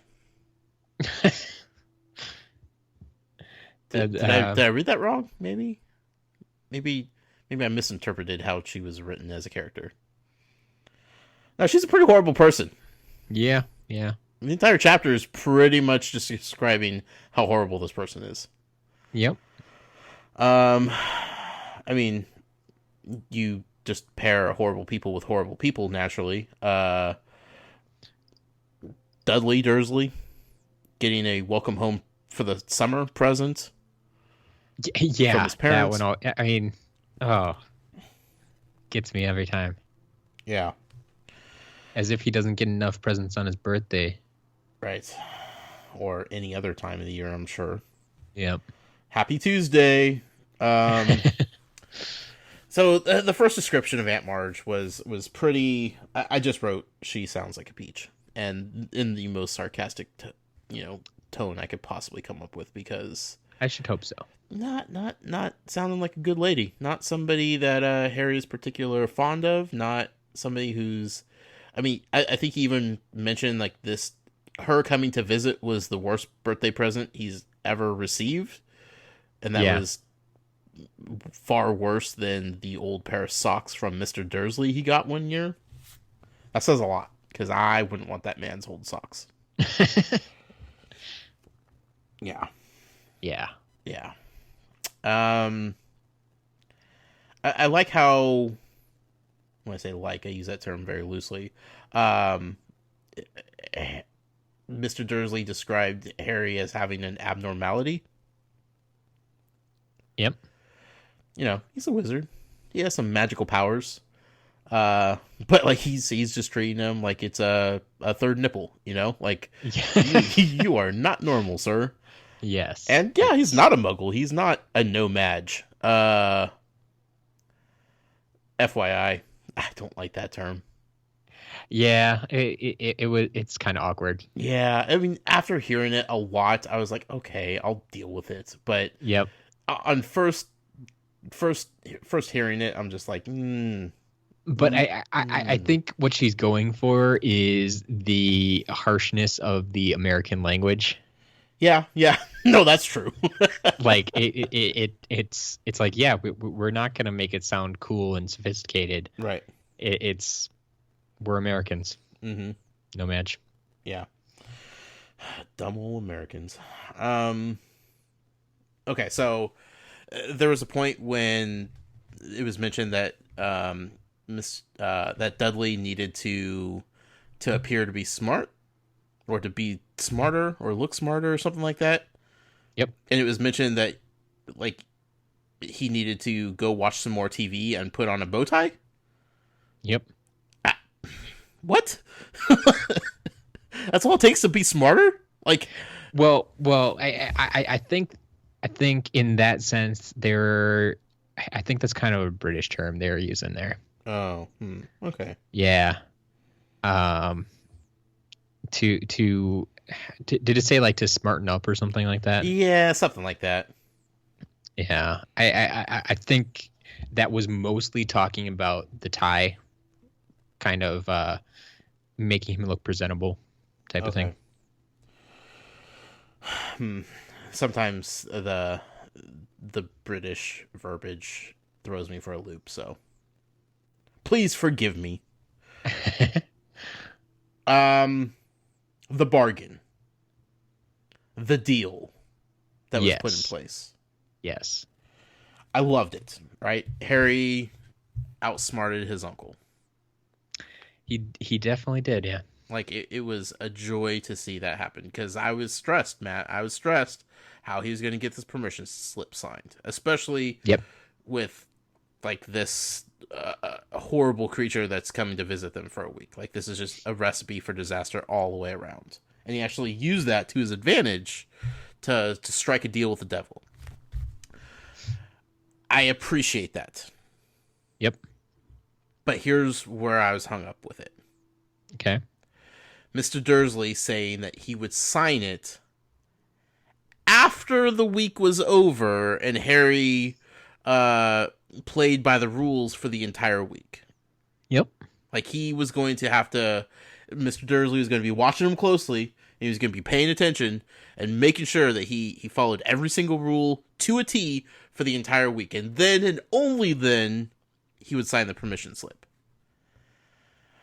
I don't trust Mr. Dursley enough to do that. What would stop him from having the entire week be glorious and have Harry do exactly what he says, not cause a scene, go off without a hitch, and by the end of the week, Aunt Marge leaves, he takes a permission slip, rips it up, and says, "Thanks for nothing, twerp." You're right. Absolutely nothing's stopping him. No. But on the other end of it, too, that's exactly what he's thinking. If I sign this now, what's to say Harry's actually going to behave? But then he could take it, he could hold it as collateral. Like, sign it and then put it up on the fridge with a magnet or something. Or lock it up in a safe or something and be like, it's signed, Sure. It's ready to go, at the end of the week, it's yours. At this point, he's that's something Harry should have bartered for even more. Yeah. Right now, Uncle Vernon is taking his role as an authoritative figure and saying, it's my way or the highway. This is the deal. You're going to get what you want, but I need to get what I want first. I just feel like Harry had so much leverage going into it. because True. Mr. Dursley's pride means more to him than anything else. But Harry is also 13 years old and didn't think that far ahead. I know. Again, he's a dumb 13-year-old, right? Like, Yep. he thinks he's on top of the world. I just outsmarted my uncle, and I'm thinking, no, you dumb kid. Like, you're totally just got taken. Like, you just gave away all of your bargaining chips. You're done. Yep. Game Yep. over. He won without you even knowing it. Because he would totally do that. Like, that is the type of dude that Mr. Dursley is. Yep. Is to completely go back on a deal and just say, nope, never mind. So, that stressed me out a little bit. I believe it. Yeah. We said goodbye to poor Errol. Errol has some water. Got some rest. But Harry, shoot him out. See you later, Errol. Good luck. It's true. Errol's probably going to get back to London after Harry gets to London sometime in the near future. Well, I mean, Depends. Is Hedwig pulling Errol along? I don't know. That's what I was gonna say. He sent Hedwig along too. Yeah. So, in case of emergency, Yeah. Hedwig would at least be able to go And I guess they're both going to the Weasleys, right? find someone and let him know, or find another owl along the way. Yep. Yeah. That's where we sent him. Yeah. So, I Attached a worry. note for Ron to take care of Hedwig. It's just a long way to travel for Errol. At least not carrying anything this time. That's true. That's true. Just his own body. Yeah, which might be too much. Aunt Marge shows up. I realize I've been doing something wrong my entire life with this scene, Matt. Yeah. Dudley got a crisp $20 bill for giving his old aunt a hug. Yep. I feel like I've been doing life wrong for 33 years. Yeah. I didn't know you could charge for hugs. I've been giving them away for free for years. Yeah. I mean, in all honesty, though, he's not really charging for hugs. The way it's described, like he's putting up with the hugs to get the money. Mm-hmm. I think he's going to get the money regardless. I think even if he did refuse the hug, he'd probably still end up with the money. Yeah. But yeah, it does feel that way. Yeah. Whereas Harry should get the money for lugging the suitcase up the stairs. First, the suitcase being thrown at him. Yeah. Essentially. We learned that Aunt Marge is kind of a violent person. Definitely. I worry about her bulldogs. She breeds bulldogs, right? Yep. If she treats them like she envisions misbehaving children being treated, oh my goodness gracious, where is PETA? Like, she's getting super, super into, like, the thought of these kids just getting beaten. Yes. Multiple times a day. Oh, as hard as possible. Extreme measures. Like, she's, like, telling Aunt Petunia to call the school or the facility that Harry's allegedly at to request extreme punishment because it's clearly not working what he's getting. This woman is crazy. Yeah. Goodness gracious, Matt. That's the type of lady she is. Yeah. And I think that's good as time as any to bring it up. Our Muggle poll of the week. I don't know if you took a look at it this week. I glanced at it, yes. All right. Mm-hmm. So, simply, who's worse? The Dursleys or Marge? It's tough. Personally, I don't know Aunt Marge enough yet. I know she talks a mean game, right? Sure. Is she all bark and no bite? Like, she wasn't actually physically hitting Harry. She was just condoning other people, doing so. True. Very true. So, would she do that herself? I don't know. But I know the Dursleys would go to extreme measures when it comes to good old Harry Potter, including locking him up underneath the stairs for an entire summer. Yes. Or for the first 10 years of his life. Yeah, I mean, that's true. But I mean, the threats of, like, them doing it again, like, he would totally do that, like, without a second thought. Yeah. I think Marge is the type who would probably pay someone to do it for her. Is that worse? I don't know. I don't know. That's a tough one. What the fans say out there, Matt? Well, I honestly, it's probably the wrong time. Well, no, it's not. But this chapter in particular, I think, is going to skew the voting. Yeah. Just because it focuses on Marge and I guess more or less her brutality as you were describing it, or at least thoughts of brutality. Right. And so, yeah, we got 66% going for Marge over 34% for the Dursleys. Yeah, there's definitely some bias happening just because we experienced a force unlike we've seen before. Yeah, just kind of a whirlwind come into the Dursleys' house and shake things up more so. But I do want to point out the two responses we got along with it that kind of explain why they went for Marge too. Atari Alex, who of course we'll get an email from later, but said Marge, no question, she saves up all her abuse for Harry since she rarely sees him, whereas the Dursleys spread it out. Yeah, does she save it up for him?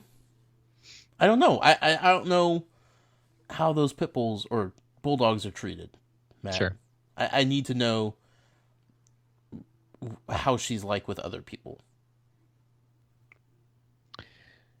And then we had a reply from James Holian, who pointed out something that I never caught on to, and you wouldn't catch on to because you haven't seen the movie yet. But he says Aunt Marge is also Miss Trunchbull, so that's a pretty tough to beat. I don't know what he's talking about. Have you ever seen the movie Matilda? Oh, yes. Yeah. Really? The evil Miss Trunchbull? Oh, no. Yeah. Same actress? That is Marge. Oh, is going to be Marge. God, that might win just because of that. He's right. Oh, she's so horrible in that movie. So, there you have something to picture.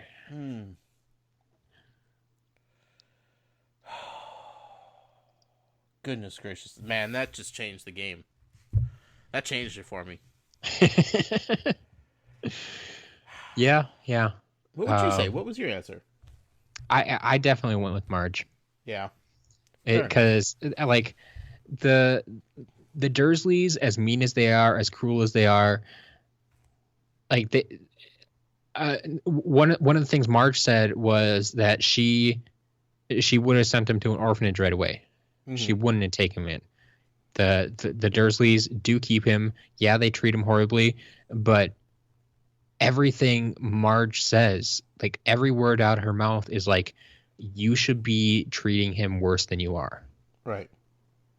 And just it just seems to she tries to like one up the Dursleys every time. It's like, oh, you're doing this, well, you should be doing this, even though it's even more horrible. Yeah.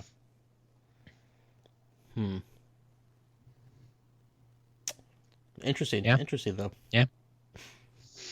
Will we see Aunt Marge again? Well, we should probably keep going in this chapter. Probably. Okay, so my next notes after this, after her talking about how violent she was and all that good stuff, in all caps, I put, she squeezed a glass too hard. Who is this woman? Yeah.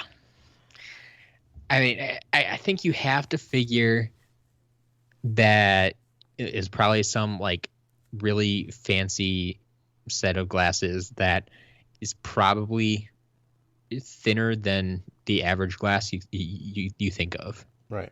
That's how, like, kind of like fine china. Yeah. It's gonna chip real easily if you drop it or bang it against something. Right. So Still, though, like, okay, so we found out this glass that just broke in her hand at the table wasn't because of her. It was probably because of Harry, right? yes, So I was like, whew. yes, But then she was talking about how that she wasn't surprised by it because it's happened before. yeah, it happened last week or something like That's that. Like, the part where I was just like, wow, that doesn't even phase her. Like, if I was holding the glass and it just shattered in my hand, that would be the most abnormal thing to ever happen to me, right? Okay, maybe not the most abnormal. It would be pretty abnormal. Glasses just don't break in people's hands, even if you're like squeezing them hard. I think that this is something maybe playing towards she doesn't want to believe in anything abnormal either. This is kind of where Vernon might get it from as well. This is how they were raised. Like these abnormal things don't go on. She is making an excuse for magic. Now, last week it might not have been magic. Sure, but maybe did last week even happen? Maybe that was just a lie. Exactly. Maybe it didn't happen. She's like, well, there's no other explanation except for I squeezed it too hard, because what else would make my glass explode? Right. And so it's like, yes, I just have a firm grip. I squeezed it too hard. I don't know my own strength, type of thing. It's like, okay, if that's what you want to believe, if that makes it better for you, go ahead. That's true. I guess I haven't thought about that point.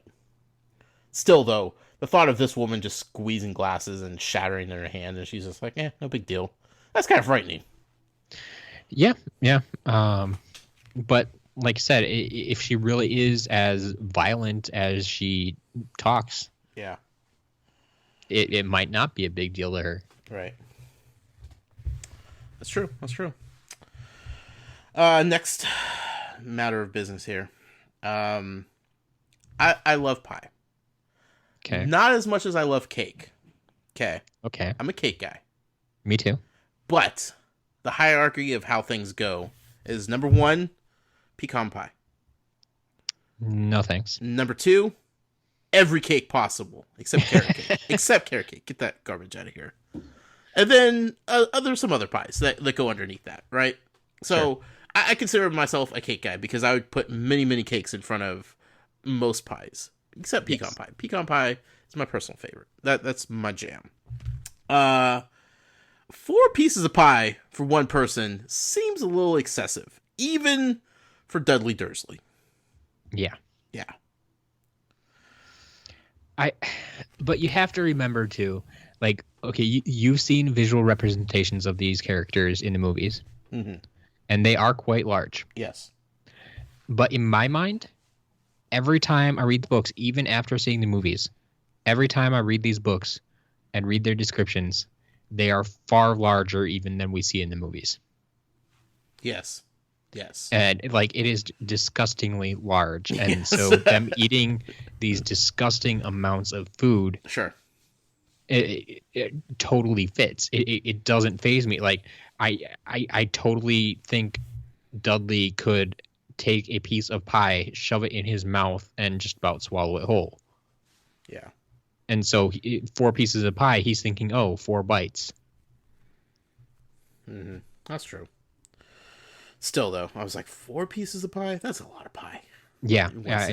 I couldn't do it. Yeah. No, but...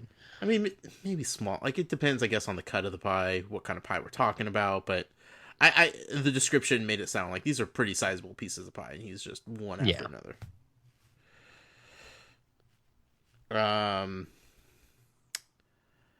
I figured out the word of the week, Matt.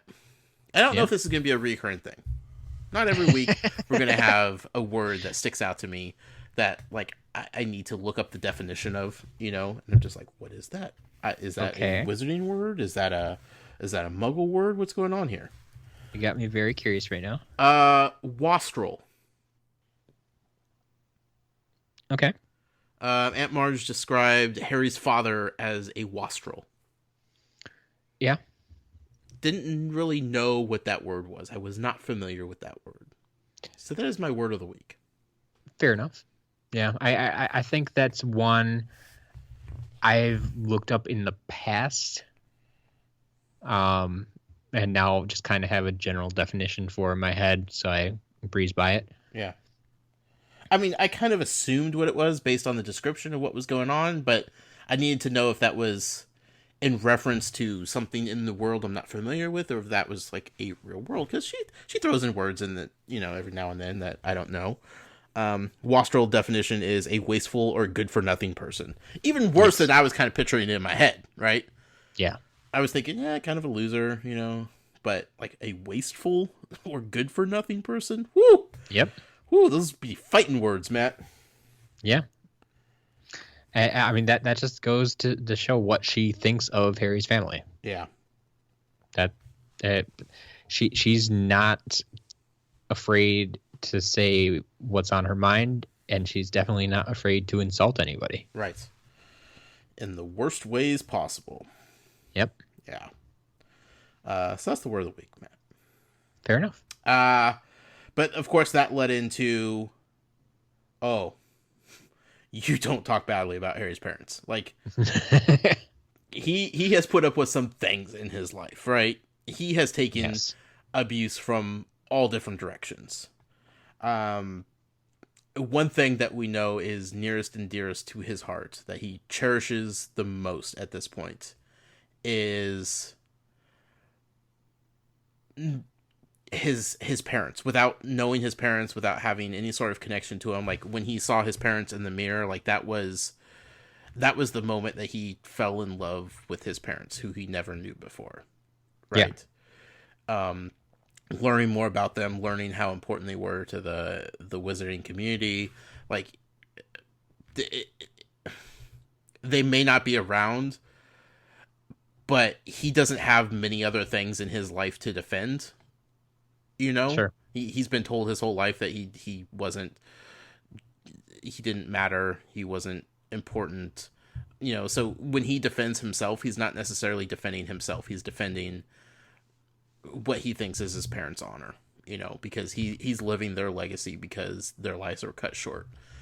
But we haven't really seen this in play yet up until now, where it's just like, okay, we know 100% that he has buttons that should not be pushed, and talking about his dead parents might be that button. Yeah. It's something we haven't seen specifically about his parents, but I think this is once again playing on Harry's loyalty. We have seen this in reference to, say, like Ron or Hermione, Neville, that type of thing. He's loyal to his house of Gryffindor, and then we saw it at the end of the last book, his loyalty to Dumbledore. Right. And he does get kind of worked up about these things when people try to insult people he cares for. Mm-hmm.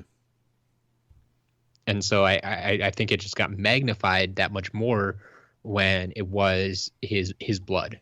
Yeah.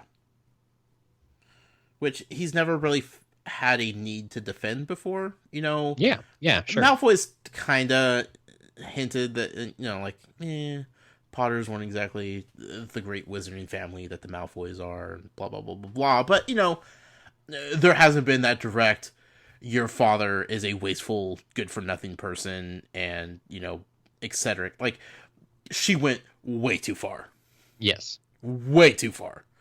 So, I don't know if there's some deep-seated issues that she hasn't worked out with them yet. Obviously, she's not related to them by blood, but definitely by marriage. She knew them. She knew of them. She accused them of essentially being alcoholics and driving drunk and dying in this car crash. And like Harry's just like, I've had enough. You're going too far, lady. This permission slip does not mean that I'm going to sit here and take this from you. And it was nice to see Harry stand up and be like, no, this needs to happen. I need to say something. I need to speak up because this is not okay. Yeah, absolutely. And there was also kind of like a feeling I got from the Dursleys they were also uncomfortable with the direction that the conversation was going. because Mr. Yeah. Dursley tried to, sideswipe it and go a different way with it. And she's like, no, we're finishing this, and he's just like, at one point I think there was fear that Harry was going to just like completely spill the beans and talk about what he wasn't supposed to talk about. But on the other hand, he was like, this, oh man, he's pulling out his collar a little bit, like, ooh, you're going too far there, sister. Don't, maybe not talk about the dead parents. Yeah, because he's jumping back to his natural reaction just to hide all of this. Right. He doesn't want to let the secret of magic out at all costs. Right. And yeah, he has this deal with Harry that he's going to hide it for him this week, but he knows exactly what's going on here. And as much as they don't care for the parents, yeah, they fear this more, the secret getting out. Right. It was just it was bad news, but like I said, glad Harry responded the way he did. And he basically turned Aunt Marge into Violet from Willy Wonka. Thank you. Yep. Same thing I wrote down. Absolutely same thing I wrote down. Willy Wonka, Violet, Blueberry. Yeah, as the description is happening, I'm like, oh my god. Wait, which came... Okay, Willy Wonka totally came first, but... Oh, yeah. Willy Wonka's in the 60s. Yeah, but like in my head, I was like doing the math because again... As far as I'm concerned, these books came out 100 years ago. I don't know. So I was like, no, that's totally the description of what's going on here. Like, Yeah. The one major difference is I'm pretty sure Violet didn't float. She just inflated and then they like rolled her away. Yeah. She totally had to be rolled out. But yeah, Marge here, she inflates and starts floating. Yeah. Which is fascinating. And it didn't really describe Harry casting a particular spell to do this. This seemed to be one of those instances that curious things just happen when he gets worked up. Yeah, basically, I've always pictured this as Harry doesn't care for something. And so whether it be his anger or whatever emotion he's feeling is directed in at a certain place or a certain person or something, and his uncontrolled magic kind of channels through that emotion and can follow that and knows where to go. Right. Whether it be to resolve a situation or just make it more tolerable, or in some cases maybe hilarious for Harry. It just kind of that's I kind of picture that him throwing that emotion in a certain direction. So in this case, it's kind of like anger. He's throwing that at Marge, and the magic just takes over, and it's like, oh, we're gonna do something over here, and everything's better. Right. Some of the other situations, like Harry was running from the bullies at school, and he ended up on top of the kitchen. Yep. So Harry was afraid, and the magic took over and threw him up, made him safe. Right. He was up on top of the roof. Just things like that. That's how I've always pictured it. Sure.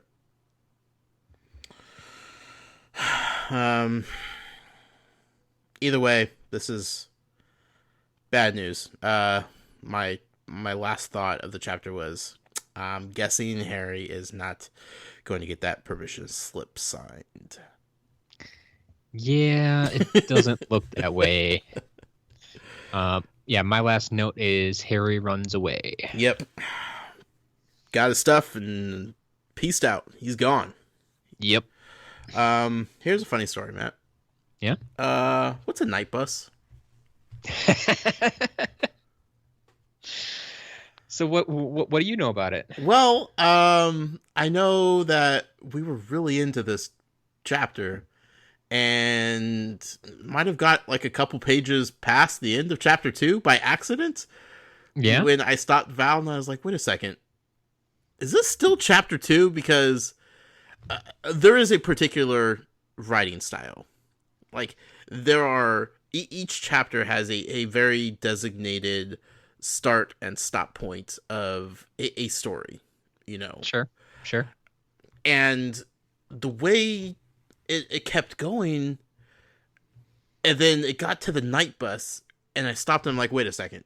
We're getting introduced to something completely new within this same chapter after all, because that chapter felt like it was dedicated to Aunt Marge and what happened, right? Yeah, we took care of Marge and Harry ran away. Yeah, like that should be the end. I mean, the chapter is Aunt Marge's big mistake. Like, we know what Aunt Marge's big mistake was. Like, we got that. So to keep going, I was like, wait, why are we still? This is abnormal. This is unusual for how the chapters are usually. So I stopped. I'm like, wait, Val, are we still chapter 2? And she was just stopped, and she flipped back a couple pages, and she was like, nope, accidentally started chapter 3. Didn't even realize it. So we stopped there, Val. Matt. Yeah.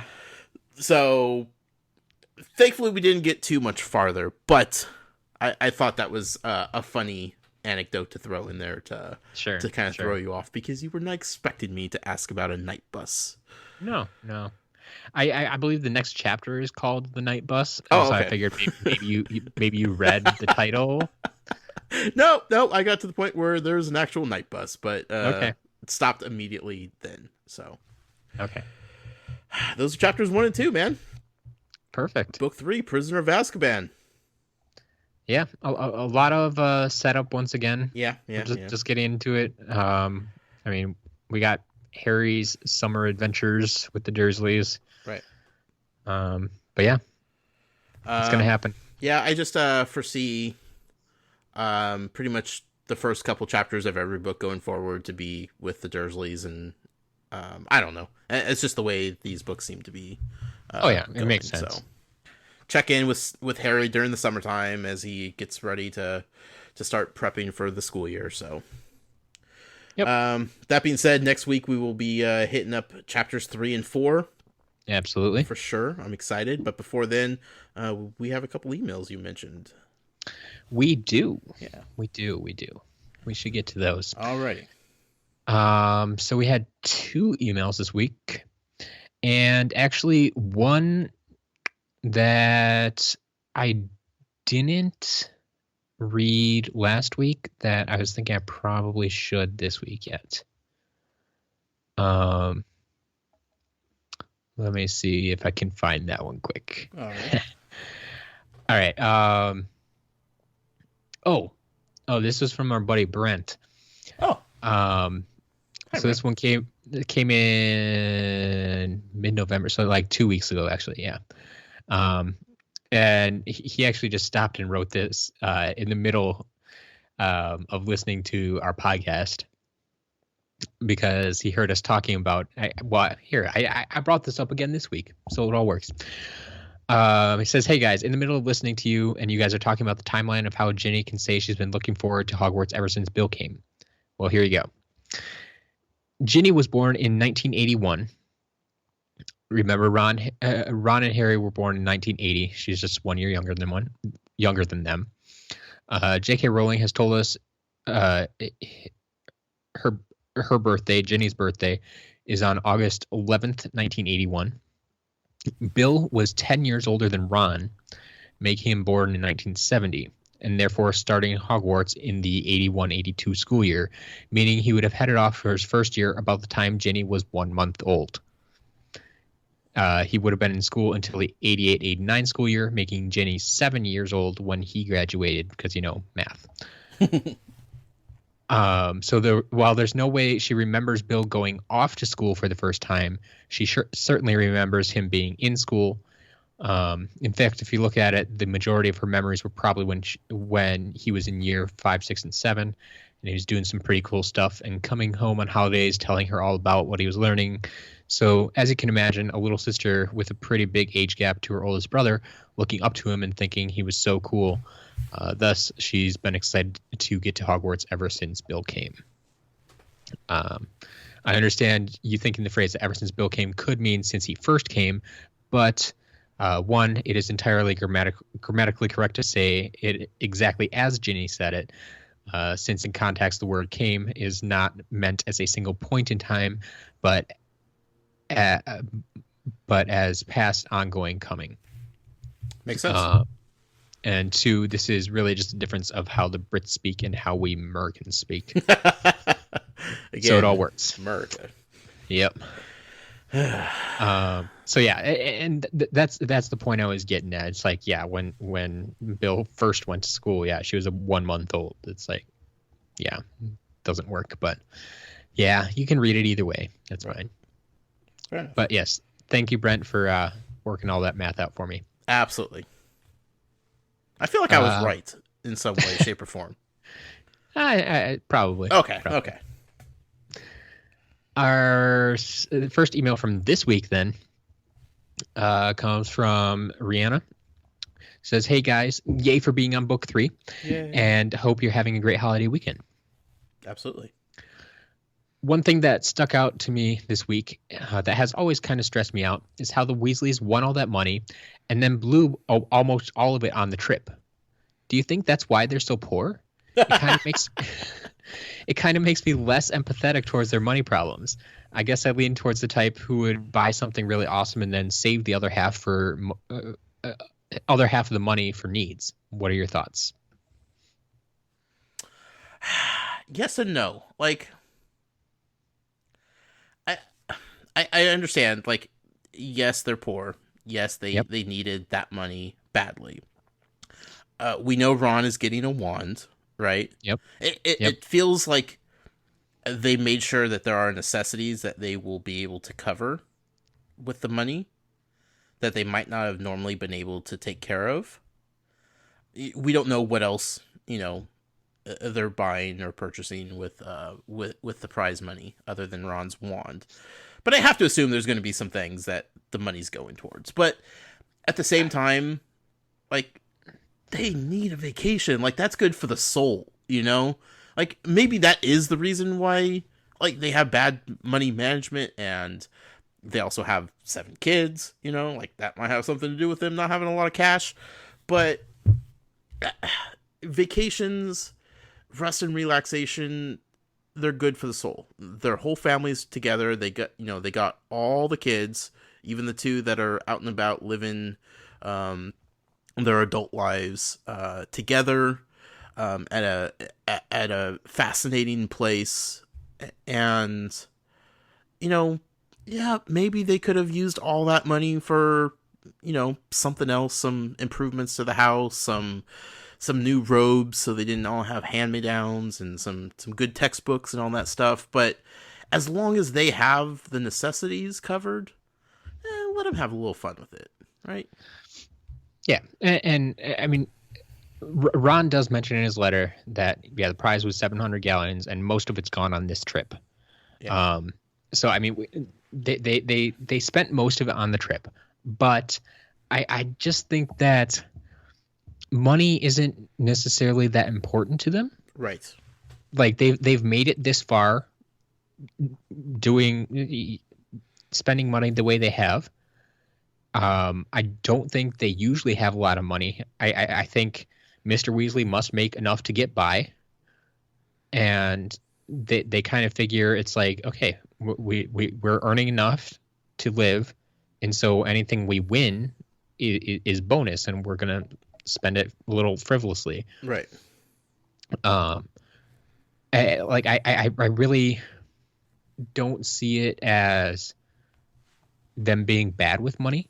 Mm-hmm. I think as far as we know, Mrs. Weasley doesn't work at all, really, to bring in much of an income.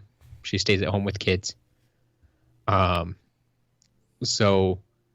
the fact that they have one parent working, but they have 7 kids and they made it work, like, in my mind, they're very content with what they have and how they live. And I think that's very good for them. Yeah. I think the only one who really has that much of a problem with it seems to be Ron. Sure. And that's just because it comes up at school. Yeah. And that's a detail that, like, we get more of his perspective because he follows Harry around and we're following Harry around. Mm-hmm.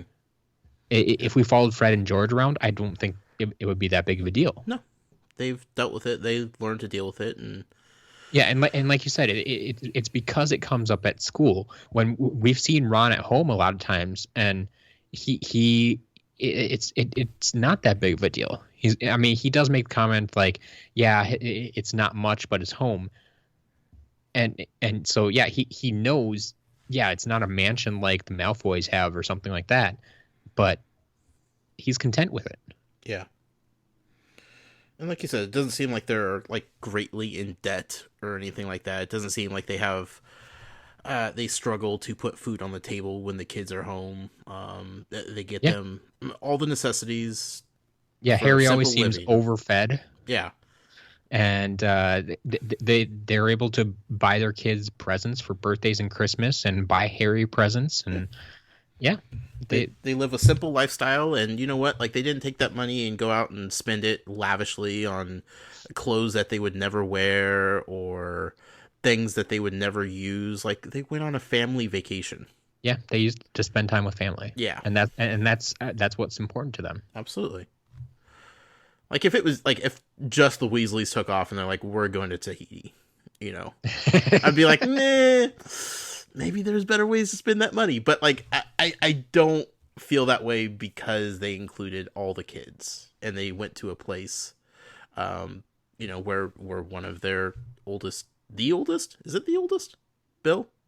Yes, Bill's the oldest. Yeah, the oldest, you know, their oldest child lives and works and has a life, and it was good for them, I think.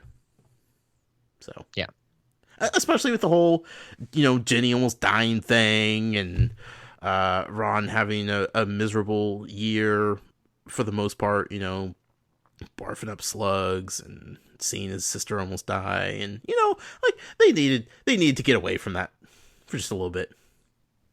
So no fault here. Sounds good. Our second email then comes from the one and only Atari Alex. And his email is considerably shorter than last week's. I think it almost have to be. Sure you didn't want to throw a recap in there of last week's email? Yeah. In any case, we don't worry. We enjoyed it, Alex. I think you understand that. In any case, he says, "Dear Josh and Matt, greetings, fellow third years. I'm excited to get started on this book, but not because it's my favorite. I won't spoil which book is my favorite, but I just wanted to put that out there since Josh said last time that he hasn't met anyone who hasn't said book 3 is their favorite. Technically, that's still true because Josh and I haven't met in person. But if what he really meant was that no one had conveyed to him that they had a favorite book other than book 3, then now he has." That's 100% what I meant. Alex, I feel like we met. You know, maybe not in person, but we have that connection. We've had good conversations through email. Mm-hmm. Much like the beginning of last book, I don't have much to say about the opening chapters of Prisoner of Azkaban. We still get plenty of expositional narration, though noticeably less than last time. I think we talked about that. But we get a funny yet disturbing scene of Aunt Marge being inflated like it's Thanksgiving Day outside of Macy's. So that kind of makes up for it. Thanks, Alex. Thank you, Alex. I think that's the show, Matt. I believe you are right. That was a heck of a start to the third book. Yeah. And once again, I can't say convincingly after 2 chapters this is my favorite book yet. I'll give you that. I was honestly kind of disappointed when I looked at the chapters and I'm like, shoot, we don't really get into the stuff here. Mm-hmm. Like it's just Harry at the Dursleys, and then he leaves, and like that's when things get exciting. That's when things start happening. That's when things start, like, just the tip of when things start getting good is when Harry runs away. Like, and we're not going to get there. Right. And like I honestly considered making this episode even just one more chapter. But like I almost did subconsciously. But you proved me wrong once again. Like every week I tell you I think this is going to be a shorter episode. Yeah. And every week I'm wrong. Right. We always find something to talk about, something to expand upon, and if we added another chapter in here, yeah, we'd be going on for another 2 hours. Yeah, So too much. yeah, We'll spare the people for a week at least. yes. Like I said, next week, chapters 3 and 4 of Harry Potter and the Prisoner of Azkaban. We are chugging right along here. One final, not final, but a reminder of our Patreon that we set up last week, that we officially launched. That is over at patreon.com/Tales from Godric's Hollow. Go over there, check it out, see what we're offering, see what we're asking for. Again, nothing will change. Nothing will change for the worse. You will continue to get this podcast for free until we are completely done with it. So Yep, same time, same place, same price. But yeah, if you want more Harry Potter action, that's definitely what we're aiming to give you. Yeah. With Patreon, it's to give you another outlet for Harry Potter, whether it be in chat, in video, in writing, in giveaways, in whatever the case may be. We want to enjoy more Harry Potter along with you. Yeah. And yeah, that's what we're trying to do with this. So. You can find me on Twitter personally at the noise with a Y. Be sure to follow the show for updates about what we're doing, for the weekly Muggle poll, for any potential giveaways, for reminders about the Patreon page, for random gifts that I decide to throw up there and have fun with. It's a decently fun follow if you ask me, but I'm a little biased. That's on Twitter at TalesFromGH. And Matt, where could people find you at? You can find me personally at As a Matter of Matt on Twitter. Or if you want to write me, send an email, have it read on the air, or just write me and tell me not to read it on the air, whatever the case may be. You can reach the show at talesfromgodricshollow@gmail.com. Once again, that is an email address that only I will read and Josh will not, unless you instruct me otherwise. So much hidden in the depths of those emails that I may never know about. It's starting to pile up. Yep. And the website, talesfromgodricshollow.com. Yes, that'll have our reading schedule that has all the past episodes on it. Mm-hmm. A bunch of links to everything we just mentioned too. So everything you may need to know about us can be found. It's all right there. So with that being said, next time you hear from us might be a Butterbeer Banter episode. It's possible. Might be. If not, it will definitely be episode 23 with chapters 3 and 4 of Harry Potter and the Prisoner of Azkaban. Until then, don't let the muggles get you down. Muggle out. No Madge out. No, Muggle out. Mischief managed.